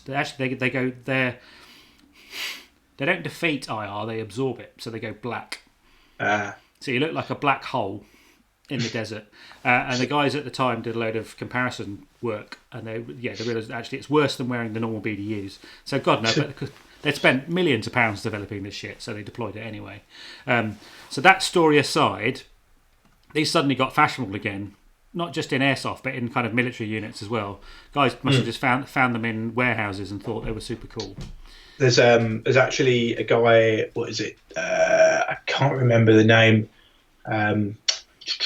Over in the US, I'll find the name of it shortly while you're talking. But they're actually repro printed the pattern. They've actually like scanned it and then started reprinting the pattern on authentic material. Well, this cool. Pattern also turned into fashion. So not just airsoft fashion, actual fashion. You know, people started using this for like. Going down the pub. Actually, I wear this down the pub all the time. So that's the backstory. Why have I chosen this item? The reason I've chosen this item is my partner tailored it for me. So my partner Jo is a textile artist. She's amazing. She does some good stuff. She does some really good stuff. She's extremely modest about her sewing abilities. But what we did with this parka, which is what a lot of cool guy military units and cool guy airsofters. We chopped the bottom off and we used that material to she manufactured new bellows pockets. So those pockets aren't just patch pockets, Ben. They're actually bellowed. They're articulated. Yeah. Lovely. We put Velcro on. We've got the kind of pass-through pockets. We've got little patch pockets inside. So I've now got the actual pockets, and it's generally tailored to suit and fit me. Now, airsoft game wise, pretty useless. Wearing down the pub and generally swanking around points. Swanking around. But yeah, so she made these pockets from the spare material cut off the bottom of the. That's awesome. Yeah, we've done gadgets as well. So these got super popular, and then also, so aside from that, we've also this is one of those casual flexes, I think, really. This shirt is also raid modified by Jo as well. So again, what we've done is these BDU shirts have 4 pockets on the front. Yeah. So the 2 top pockets have been moved onto the arms and put an angle, and we've sewn Velcro on and then the bottom pockets have been moved up and canted so you can get into them. Cool. So that's taking an old school design, and those tweaks were actually incorporated into the later uniforms, weren't they? Yeah. So there's this the ACU uniform. Yeah, so ACU. So the original. This is a BDU cut shirt originally. Actually, Gadge found it in a second-hand shop. Bought it for me because he's a very nice man. And then I thought, actually, I'd like to do some kind of cool guy mods to it. Let's get it done. So this is an original 1989 US Woodland camouflage shirt that we've had modified. But yeah, all the SF units and Rangers and Delta and all those guys took these shirts and modified them. And then Big Army, when they did ACU, Army Combat Uniform, took a lot of the mods that SF units had been doing and incorporated that into the basic battle dress uniform. And that was then turned into ACU. ACU often gets associated with that really bad camouflage pattern. No, but it's actually a really good uniform cut, isn't it? Yeah, just unfortunately the camouflage pattern they were using was terrible. Was it UCP? UCP? Yeah, Universal Camouflage Pattern, yeah. A lot of people call ACU, but it's not. ACU is the uniform. UCP is the camouflage pattern. A lot of people call it ICU because, unless you're hiding on your grandma's paisley sofa, it's completely useless. I find when it's dirty, it's actually pretty good, but I think that might only be because it's a pale colour and it takes on the colour of the environment quite well. That's the olive drab uniform theory. Yeah, it self-camouflages over time. And that's why the Israelis use that slightly brown olive drab. You basically just roll around in the dirt for a bit, and then you're camouflaged. The Israelis have come up with some really good stuff and some really shit stuff over the years. So, like the what are they called? The big hat things. I can't remember what they're actually called, but it's like a big net that goes. I'm not even going to attempt to say it because I'll offend someone. It's a really loose helmet cover, essentially, isn't it? Made out of a light material like a net, and they use it to distort the shape of the head and shoulders, and it's really, really quite effective. For what it's used for to stop people being immediately identifiable over distance. I remember we did going back to First and Only Matlock. We did one of the first Vietnam games in the UK years and years and years ago. Colonel Twang 333 is called it. It's a mid-zinet. Yeah, it sounds about right. Right, that is. Thank you for that, dude. Yeah, we did a Vietnam game. Brilliant, and we weren't that strict with uniform rules, but people went above and beyond. But I remember very distinctly, I was playing the largest NVA colonel in the world. Well fed. I remember very distinctly seeing US M1 helmets coming towards me. The first thing I saw was that round bone dome on the US helmet. Before you saw anything else, you saw that helmet shape. So breaking up that helmet shape, super effective. Okay, Colonel Twang did 2 months training with the IDF. Awesome. I bet you've got some cool stuff to tell us. No, what was that? Sorry, just to go backward, I've remembered the name of the company that did the repro on the Digi Nightcam. It's 0241 Tactical. They're based in Montana now, but it's a good friend of a guy that we used to play Airsoft with, a guy called Sean Ganser. Okay. He runs that company. I think he's actually passed it on to his son now. He's really, really into, as a former US Marine himself, I think, he is really, really into camouflage and kind of historical kind of development of things like that. I think it may have actually been part of his job. They're a great company to look up, and they do a lot of that crossover kind of urban everyday wear, but with a cool kind of military slant to it. And it's all handcrafted, made in the USA stuff out of quality materials. So definitely. So I think what so this is partly a big shout out to my partner Joe. It's also a shout out to having stuff custom made for you. Yeah, and it's really cool. I really you can't buy these. This is mine. It's my it's tailored for me. And there's just a really nice thing about having stuff like that. And there's very few people that can do it. There's a few people out there in the UK that do tactical tailoring, Joe's done a sling for me in the past. I mean, that was a long time ago now, wasn't it? Yeah, she did some BDUs for Kelly. Kelly Femme Fatale. She got given some stuff which was just too big because she's a girl and boy stuff is just bigger. So Joe took it all in and slimmed it out and made it look really good. But also a lot of this, if you're into kind of, we do a lot, we do not a lot, but we do a bit of 90s airsoft, and a lot of that gear just doesn't exist. Yeah. Because it was all modified by unit tailors, it was all modified by riggers. So you kind of have to... Anything you can get hold of is passed over that point of it being, I really don't want to fuck this up. I wouldn't want to play in it. Woods, no, I wouldn't want to play an original Delta modified raid shirt. It's almost a museum piece at this point. Whereas this is cool. I think that period of time is kind of like even, it's kind of Vietnam distance away now, isn't it, for us? Probably the 90s, pretty much. So. I think so. There's a nice thing about, and most units, that make, do, and mend period for me is really interesting. These days, there's so much whiz bang super gear.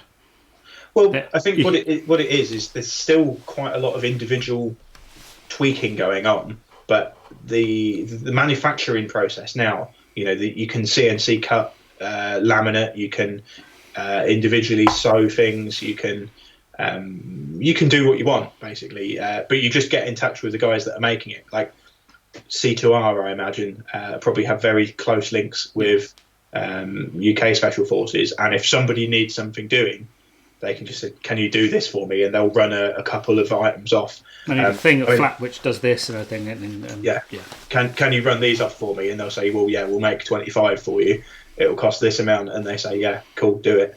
I've got a couple of items, Arctrix garments that I've got that aren't in any catalogue or anything like that, and I got them from a retailer before they were even added to the website, because I happened to be there on the right day at the right time, and they said, look, apparently these are overrun from a special production line they did for UKSF, and they offered them to me to buy. Would you like one? And I picked one up, and I've not seen it in any catalogue, and it's got a really interesting kind of hood and face mask integrated design, and it's in a material that is not widely available from any catalogue there is or anything. So there must be kind of a, you want it, you can get it, kind of design ethos. After all, the guys that are using it are the ones that are going to lead the design of products, aren't they? It all trickles down, doesn't it? It's like Formula One. Formula One eventually it all trickles down to consumer cars, and it's the same for us. It's the same for us as airsofters. Special forces and big army. That stuff trickles down into where we are. It goes the other way. Sometimes, like 3-gun and competitive shooting has gone the other way into. It's gone the other way. Yeah, that's a whole other story, which actually might lead you on to your gun bucket, Ben. Oh God, yeah. I have a feeling you're probably going to whip a similar thing out to me, aren't you? So there you go. This. I've not had this particular holster, the Safariland, 6345DO, for particularly long. However, I have used a Safariland ALS holster for a long time previous to this. And I have tried different holsters. My friends have made Kydex holsters and make Kydex holsters on contract. And unfortunately, I still haven't found one that has offered the amazing features available from Safariland's holster. It's one of those things that maybe they happened upon by accident, or maybe it happened by design. However, it retains the gun so well. It retains the gun in the right place. It presents the gun in such a position that you can rip it out unhindered when you know how to do it. The thumb drive system is absolutely incredible, and it also allows you to reinsert the gun with absolutely no or absolutely minimal kind of accuracy. You can literally drop it from a height. When you get used to where your holster is, you can drop the gun into it from a height, and it goes in positively, and it gets retained, and you can swing upside down if you need to. And so YouTube perfectly. Airsoft replica YouTube bots. Airsoft replica. Okay.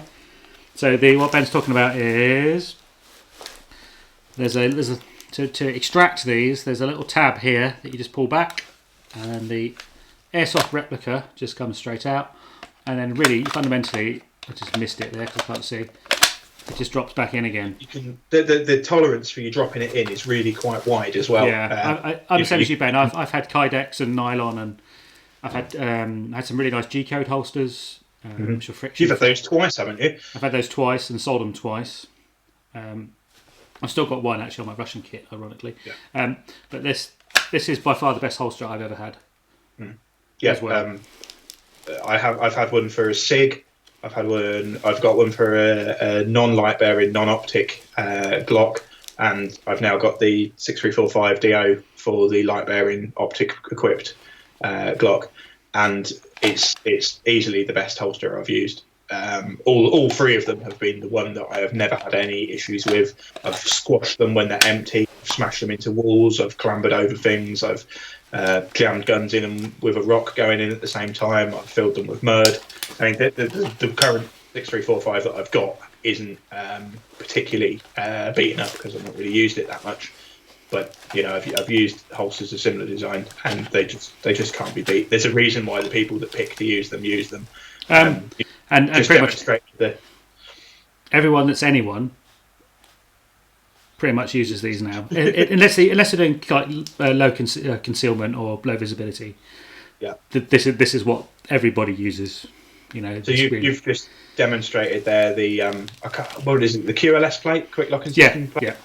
So that plate allows you to mount it to a belt and use a sort of quarter thigh strap sort of thing. So it's like a drop belt holster. I mean, I hate drop leg holsters. Oh, drop legs are not. I can't stand drop legs. Literally, anybody that wears a drop leg holster needs to step back and take a long, hard look at themselves in the mirror. That shit went out in the 90s. It's really not. Realise that their holster is not working. It's not a good holster. It's not how holsters are supposed to work.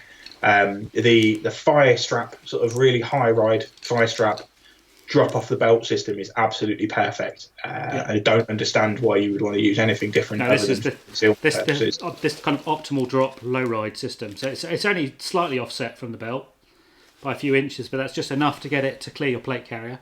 Yeah, and to have it down, so you're not kind of like halfway up here or halfway down your thigh. For airsoft, this probably isn't the most crucial thing in the world because getting your pistol out without it moving is not but it works really well. So that just sometimes when you draw your pistol without the thigh strap, the belt just lifts. I like it because it stops it clanking around when you're running. You can literally cinch it into your leg. It stops it banging around when you're running, and you are pretty much in a consistent position. Your holster's rock solid. It's not banging around everywhere. It doesn't get pulled out and dig into your side and things like that. It just keeps it locked into your body. I run mine on it's actually a dirty replica of a Cry MRB 2.0. I know you tried the Cry belt. Just didn't get on with it. Gone back to my FRV. I can understand your motivation behind that. To be honest, I can totally understand it. I really rate this. So for those who are watching, I think I talked about it with Phil as well. In our gear series, this is an FRV tailoring shooter's belt. 70 quid. Can't fault it for the money. It's pretty much a clone of the Tia Micro Pals belt, but which is a clone of something else as well. but it's brilliant. So 70 quid, proper Australia pin buckle, well made, stiff enough, brilliant. I really rate it. Just said, I hated my drop leg. I lost my Mark 23 mag second game. I'm surprised it lasted that long, and I'm surprised the gun is still strapped to you, mate. Literally, as soon as you can even modify drop leg holsters to hold them a little bit higher on your belt line and strap them to your leg, kind of really nice and high. And it makes so much difference. I mean, I've actually done it to people's holster systems whilst on lunch at airsoft games before, because it just needs to be done. It makes a difference. So these aren't cheap. It's not this is a £200 setup, right? Let's not lie about it. TMC do a good enough clone for most people that's 40 quid. Yeah. So it's. But if you don't have the requirement for the light and the optic, you can get a genuine Safariland for way less. And there's some surplus stuff out there as well. Yeah. So the cool thing about that system and what pumps it up a little bit is the QLS plate, isn't it? Yeah. So that's the slide in, slide out kind of system that allows you to take the gun off of the belt if you want to, and you can attach it somewhere else, or you could take the whole gun off the belt and attach a different one if you wanted to. You could I guess the Safariland have done it so police can switch between gun on chest if you're in a car or down by your side. I think that's the kind of the point, is that if you're doing a lot of vehicle mounted stuff, you could have a mount on your chest or sideways here, and then so if you're sitting, that's kind of where drop legs came from, is sitting in cars and helicopters, because it stops them digging in. But yeah, the QLS, you take it off, and you can mount it here, or you can mount it in the car. There's car mounts for them as well. As a mount, I prefer the G-code mount. I think the G-code mount's easier to use, but as a holster, that's much better. Well, I know Dave, a friend of mine, used to run Maple Leaf Tactical, has the SNS trifecta system, which is very, very similar to the QRS system, but it's rendered in like a skeletonized metal. And it actually allows you to change the drop on the holster by using a detent system. So you can kind of drop it to the maximum if you're sitting down, or pull it up a little bit if you need to. It's a really cool design, and SNS are based pretty much next to a Navy SEAL base in the US. Okay. So you can guarantee who they're making stuff for. I'm sure the owners are, probably really hard. And does barbecues, walks around in sandals all the time. With friends of David Boreanaz or something. Colonel Twang, ex-police Glock plus M3 Light, Safarilands, 50 to 70 quid on eBay. So you don't need to spend 200 quid. And genuinely, that will be the last holster you need to buy. It's by far the best holster I've bought in 20 years. And I've bought a lot of holsters, most of which have been terrible, and thrown mags. You speak to any Airsoft site owner, the amount of pistol mags they find all over the game sites. I have never lost a pistol mag in a Safariland holster. It's quite incredible. The mag release is completely safe. Cool. I guess that's my last item. I think if we... I've got two more. Good God. You poor sods. Keep going. We've still got some beers left. Okay. Ooh. So this isn't just an ASG plug, Ben. Really good BBs. Good shout, mate. Good shout. Okay, so I've been playing nearly 20 years now, if not 20 years. We started off XL. I talked about this, Ben, last time I was on stream, and we all started off with XL.2s, and we thought they were great. In the last few years, and I've seen it. You've seen it in the Airsoft scene. The last 5-6 years, people have started to use heavier BBs anyway, and better quality BBs. I think partly because they've been heavier BBs have been more available. Yeah. I don't know what kind of triggered that availability, but certainly they've been a lot more available than they were. Potentially it was the sniper rifles and everything, and DMRs, and people just made heavier BBs, and then actually people stuck them through the basic AEGs and went, oh, actually these are a shitload better. It's better. It's just better. I mean, I've done a lot of testing on the range and on video and everything else, and everything says that, the difference between a cheap 0.2 and a heavy grade 0.2, 0.28 or 0.32, the group size is literally a third of the size. Yeah, it's a huge improvement, absolutely massive between a budget 0.2 and a quality 2.8 or 3.2. It's just night and day. They also generally go further because they're holding more. They're holding more energy. And they tend to get there faster. There's a bit of a misnomer I've seen a lot of about heavy BBs are slower. Yes, they are slower out the barrel. I've seen the graph. I probably have it on my desktop actually. But ultimately, heavy BBs get to the target fast. Past 20-30 metres, they get to the target faster. Yeah. There's a video on the channel that has it all in. What happens, to explain to myself as much as anybody else, for that initial 5-6 foot, you'll get a lightweight BB that will come flying out of the barrel, and that's where you chrono it, because it's really, really hard to chrono a BB at any more than on the muzzle. I mean, trying to shoot a BB through a chrono at like 10 foot away is almost impossible. It tends to result in a lot of killed chronos. But the difference in velocity, the close range to, after the first 20 feet, the power bleeds off so quick with a lightweight BB, but with a heavier BB, it will come out. They say slow and steady wins the race, don't they? And the reason for it is because of physics. You can go rattling out the gate as fast as you want, but if you're lightweight and you don't have the endurance, it's going to be the same sort of thing. It's you need the mass to hold the energy to keep it's going basically, on. and if you look at real guns, it's the same with heavy bullets. Heavy bullets with the same powder charge will get to the target faster and more accurately. A long range target faster and more accurately than a lighter weight bullet. Of course, there's an extreme of this, isn't there? There's when you push the principle too far, it stops working so well. It's about how efficient your hop is. So certainly in a not very good stock gun with a not really good hop robber and a not very good hop unit, you're going to need so much hop to hop a heavy BB to give it enough lift that it's that you end up robbing the system of energy. Certainly in my upgraded guns, the hops are pretty efficient. They take very little energy out of the system in order to spin the BB enough. I'll do a whole episode on this at some point. It's grippy. It's not forceful. I am very much looking forward to trying some Valkyrie Precision Elite BBs. I've got some coming, Jacob. I'll put them up against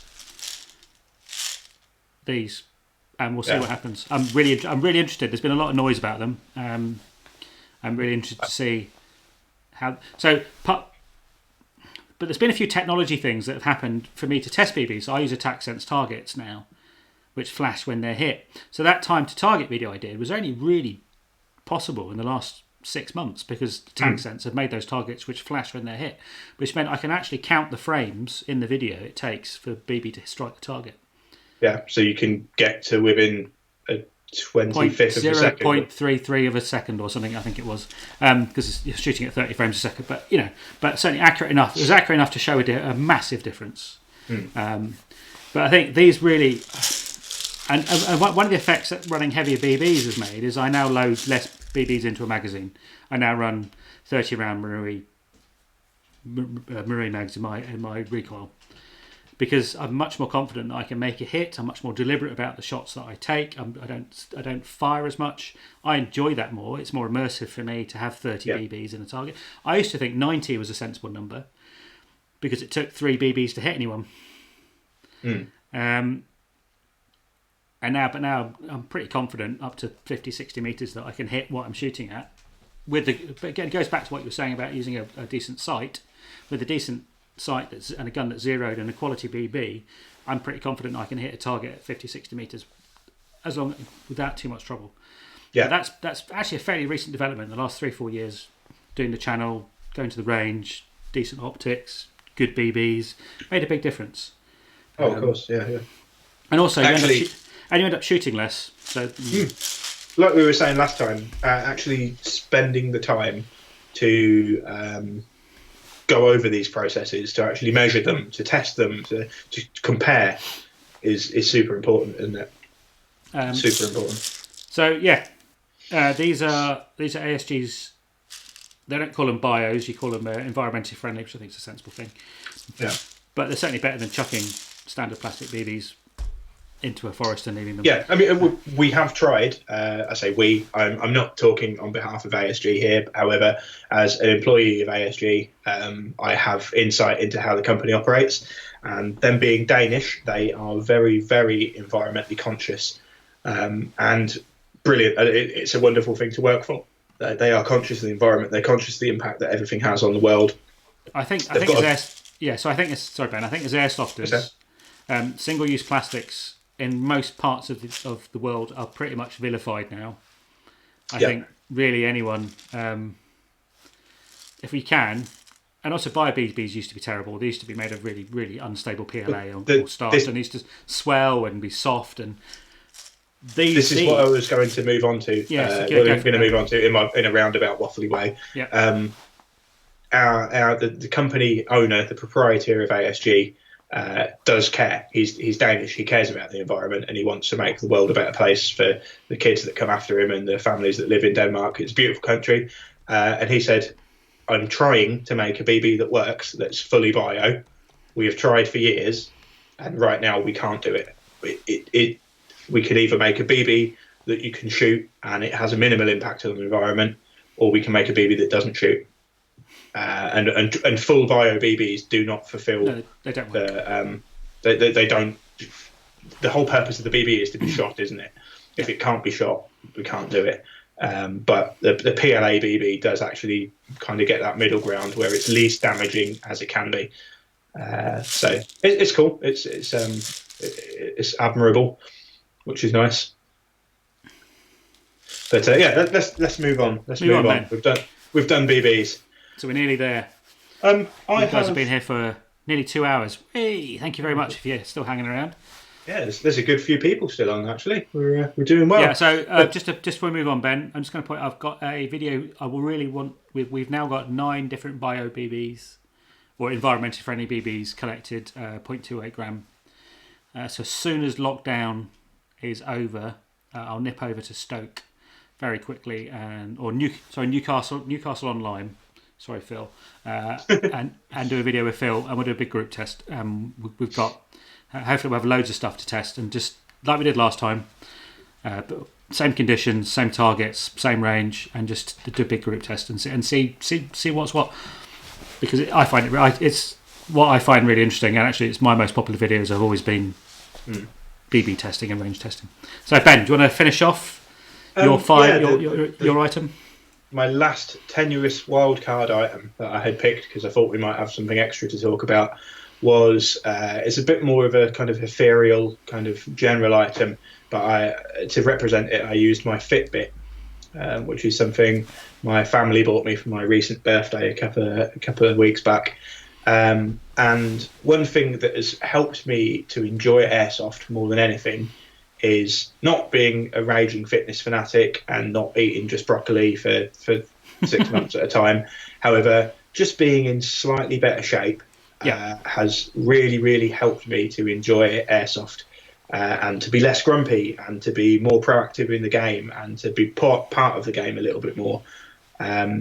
It's one of those things where if you spend a little bit of time just realising that Airsoft is actually quite a physically demanding game if you're going to run around, getting used to that running around and getting used to, especially if you're going to carry equipment with you, if you're going to do a loadout, that's actually quite physically demanding. If you spend most of your week, like I do, either sitting, typing away at a desk or painting your Warhammer models, getting up, that impact of getting up on Saturday morning and running around in the outside, up and down hills with a load of kit, be it 10, 15 kilograms strapped to you, is a massive shock to the system. And if you're not ready for it, it's going to make you enjoy your time playing Airsoft a lot less. Not to be too altruistic and force it down your throat, but I took that picture at 12:25 this morning and I'd done 890 steps and I went out for a run and I've now got 15,300 steps on my counter. So it's made a huge difference to me just to get out there. Whether you don't have to be going and bench pressing hundreds of pounds, you don't have to be running marathons, you don't have to be doing it every week, you don't have to cut anything out of your diet. Pretty much, you just need to remember that you're going to be out of breath if you strap too much crap to you. And until you're conditioned and ready to do it, just get yourself ready for it. Spend a couple of nights of the week, go for a walk, take the dogs out. Yeah. Go for a walk around the park. I know it's harder and harder to do it now. We're on lockdown and things like that. But just take a backpack out with you when you do go out. Carry a little bit of weight with you. Remember what that feels like, and then think, bloody hell, can I do that for the entire day? Because I've seen it over the years, and people get really, really enthusiastic about carrying this gun around and carrying their kit with them, and backpack, plate carrier, plates, magazines, radio, water, everything. And it mounds up, it weighs quite a lot, and then after about 25 minutes, they've gone off like the clappers, and they're just tired. You get tired, you get out of breath, you get angry. And you stop being able to make sound decisions, and your emotions run a little bit high, and you just ruin the game for yourself and oftentimes for other people if you don't control and moderate your behaviour. So my kind of advice would be, and I'm using the Fitbit to visually represent that, is to, if you really want to enjoy it and you want to wear the kit and you want to do this high activity game and you're getting a bit older, you just spend a little bit of time kind of getting that cardio going. What rule was it in Zombieland? Oh, God, rule number 7, cardio, or something cardio. like that? Or is it rule number 1? I don't know. But it really does. I think rule 1 was double tap, wasn't it? I think it might have been, yeah. Someone will probably pop up in the comments. I totally agree. I've been fitter and not so fit over the last 20 years, and I've certainly enjoyed airsoft a lot more when I've been fit. I remember I went off and disappeared and did like half Ironman racing and triathlon for a bit, and then came back and picked up a canoe and charged around the airsoft field, and I was like, oh my god, I can actually move and I can flank and I can do all this stuff. And they're like, what the hell are you popping up there for? I just legged it down the side of the field, mate. It really wasn't. Yeah. And all of a sudden it gets to 5 o'clock and you're like, is that it? Like, oh, I feel great. Like, I'm not going to get overly pious about it. No, because I really don't want to force it down people's throats. But in my experience, at least, just a little bit of kind of maybe just not even getting too pissed the night before and getting a good night's sleep and being I think hydrated. there's a thing about skirmishing, your average open day, where it really doesn't matter. I think there's a point where you get into, and I hesitate to say milsim serious, but certainly some more immersive games where fitness is, you're going to let other people down. Yeah. Where you're knackered and you can't go on stag, or you're knackered and you can't patrol, and you're going to screw other people over, and that's just not on. And I think sorry, mate, I keep cutting over you. No, absolutely. And I think for most general airsoft, fitness will help you, and that's cool. I think there's definitely some forms of airsoft where being fit means you don't let your team down, and you don't. We're not talking being able to run marathons, just being able to stay on your feet all day. You spend 90 quid to go to an event. 90 to 100 quid seems to be the kind of go-to rate these days, doesn't it, for a weekend event? You don't want to spend that money to spend most of it in your fucking DOS sack, laying on your back, having a hard time with your legs hurting and things like that. I literally think in those environments it's about not letting anyone else down. If someone else has to do your stag for you, that's just shit. So simple as that. Really. For every moment you're laying down in your sleeping bag, you might be having a great time, but you could be laying in a sun lounger in your garden having a barbecue with your mates, having a good time. So you go and enjoy airsoft for what airsoft is by going to an airsoft game and spending the time playing airsoft. You can think, wow, it was a fucking great experience. I really enjoyed that. Shall we have a barbecue when we get home? And that's the difference. You don't have to run yourself ragged playing airsoft. You can spend your time actually playing. What's the old adage? Train hard, fight easy. Yeah, gets a bit cheesy when we go into it like that, doesn't it? But I know lots of people that play airsoft, and lots of people use airsoft as an outdoors outlet. Yeah. And I know lots of people suffer from health problems, and lots of people have injuries and stuff they're carrying around, and I totally understand that, and making provision for that is one thing, and that's why I'm not going to get too pious and forceful about the idea of being healthy or being going like to super fitness, but give yourself a fighting chance and make sure you get a bit of sleep the night before, and perhaps don't have to fill up on burgers and stuff at lunchtime. And I've ruined more airsoft games for myself than I care to mention by overindulging the night before with my mates because they're all excited. The best thing to do is go and play airsoft and then overindulge. Yeah, I might ask Will Greenwood actually to come on and talk about this in more depth because he's got some experience of high level fitness in his past. And I'm a triathlon coach. I've lapsed, but I have qualifications in this, so we can talk at great. If people are interested, we can talk at great length about this kind of stuff in a very non-judgmental way, because it's a bit of a dirty word, isn't it? People are like, I kind of like playing airsoft, but I also like beer and burgers. I mean, I like beer and burgers as much as the next man, and there must be some way to get them to all fit together. Cool. Okay, so for my last one and the last thing we're going to talk about. Slightly out of left field again, YouTube. This is an airsoft replica. So I've just fitted, Ben, a real steel Colt Ambi selector to my GHK gas blowback rifle. Tell me, Tom, when you say selector. So I shall tell you. Oh man, I've pressed the wrong boot on again. I shall jump it on them. So fire selector. So the fire selector is the little lever that you flick to go from safe to semi and full auto. Yeah. One of the really nice things about some gas blowback rifles, particularly GHK, is it can take a lot of real steel parts. So when we say real steel, what we mean is real parts from real guns. Hey, Robbie's on. Robbie's on. You know, he wants us to. Yeah, you missed the sexy dancing, Yeah, mate. sorry, buddy. We that's all gone. So on screen there's the ambidextrous. So people talk about ambidextrous safeties all the time, but I think what I'm trying to get at with this really is one of the things I really enjoy about owning this gas blowback, which I've actually not even played with yet, is basically sticking real things on it, or as close to real things on it as I possibly can, because it makes it more immersive. And because I will never own a full auto Colt rifle, having a real Colt full auto fire selector on this. So this is literally a real. I was actually quite amazed when I found out you could do this. So it's a gas blowback gun, and you can actually put real firearms parts into this. And this is a real full auto fire selector. So is it just the levers on the outside, or have you actually been able to fit the cam through the middle? Yeah, it's so. In an airsoft part, this is just a little lever that gets screwed on. In a real, this goes all the way. This is basically a two-part. So you have the lever is attached to the cams, which go all the way through, and then you screw on the ambi side. But the whole thing comes directly from a full auto Colt AR. Oh wow! So it's the kind of axle that goes through the gun is the same as well. Yeah, that's awesome.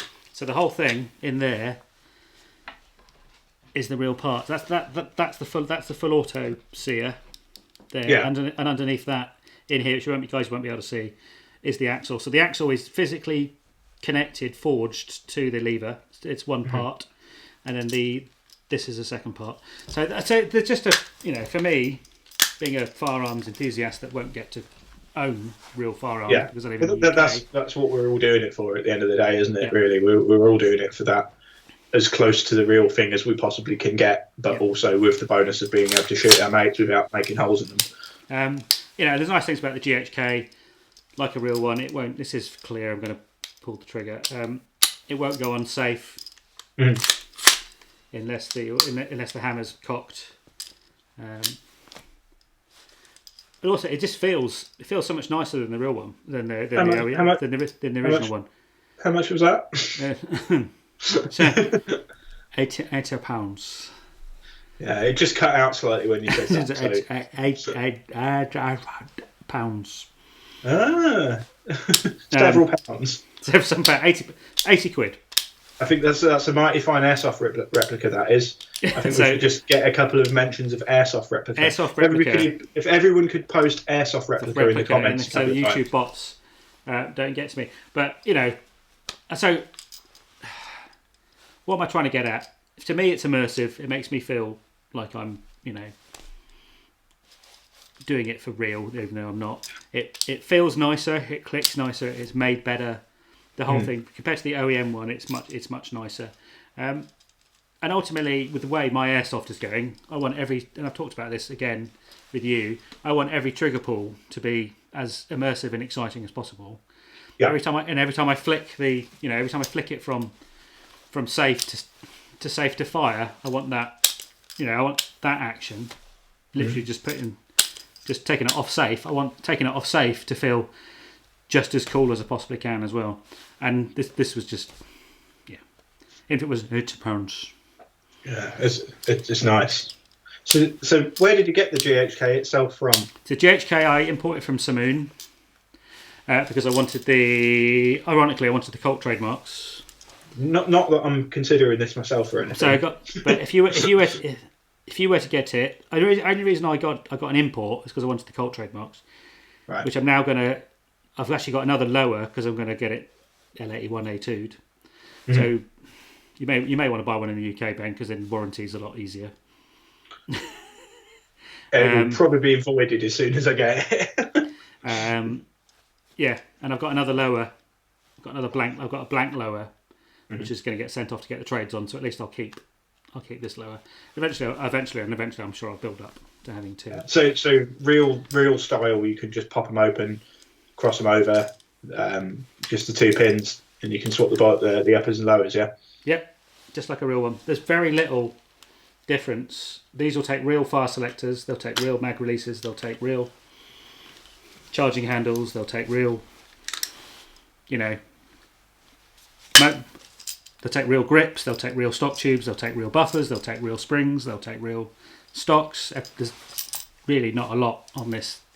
I imagine the US guys actually have some trouble getting hold of these because they might be a bit on the dicey stick side. a real barrel in it, and you can probably dicey. Well, I believe I've read on Reddit that someone took a Heyo PTW upper and lower, and managed to get certainly upper and managed to get a real barrel on, and is using it quite happily as an L11A2.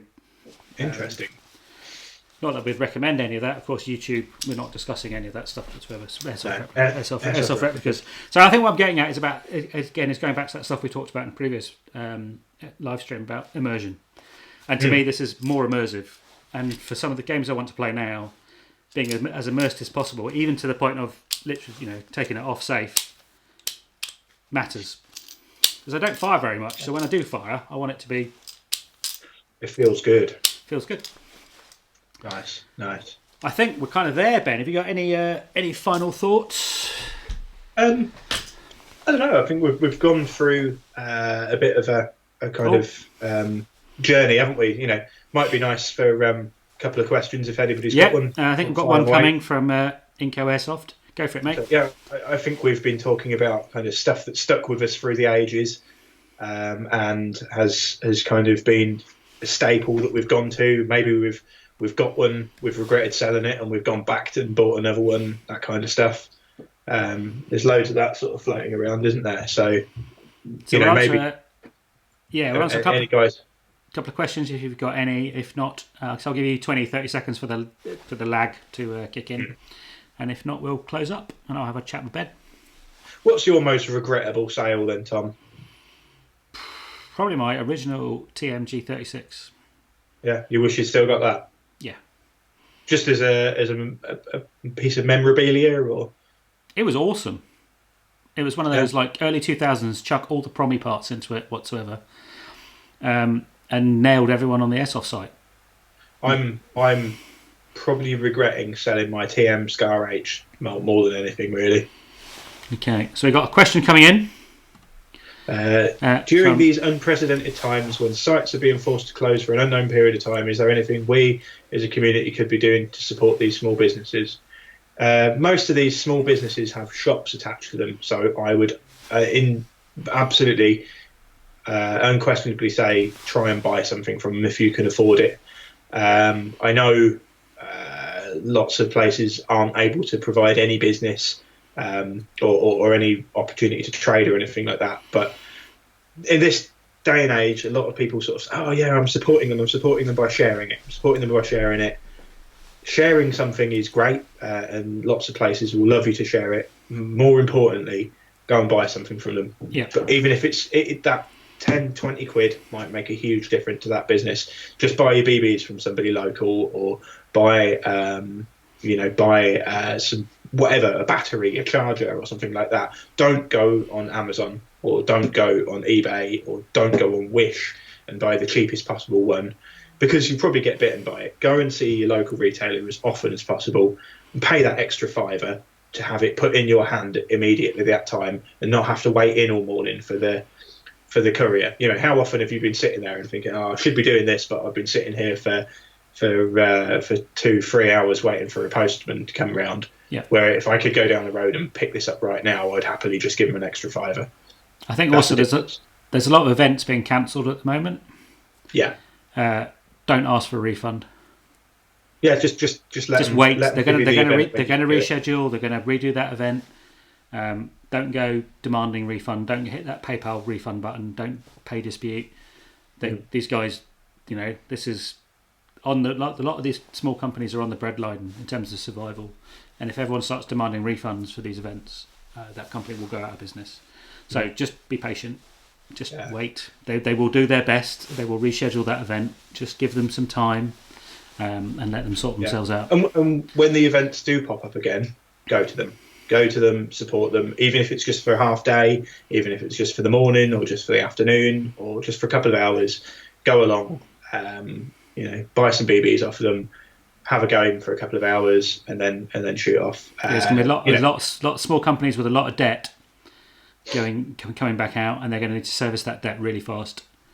So it'd be really, if you really value that shop or that business or that site, go and support them. Yes, as Ben said, even if you go and play for a couple of hours, just give them some cash. Give them a bit.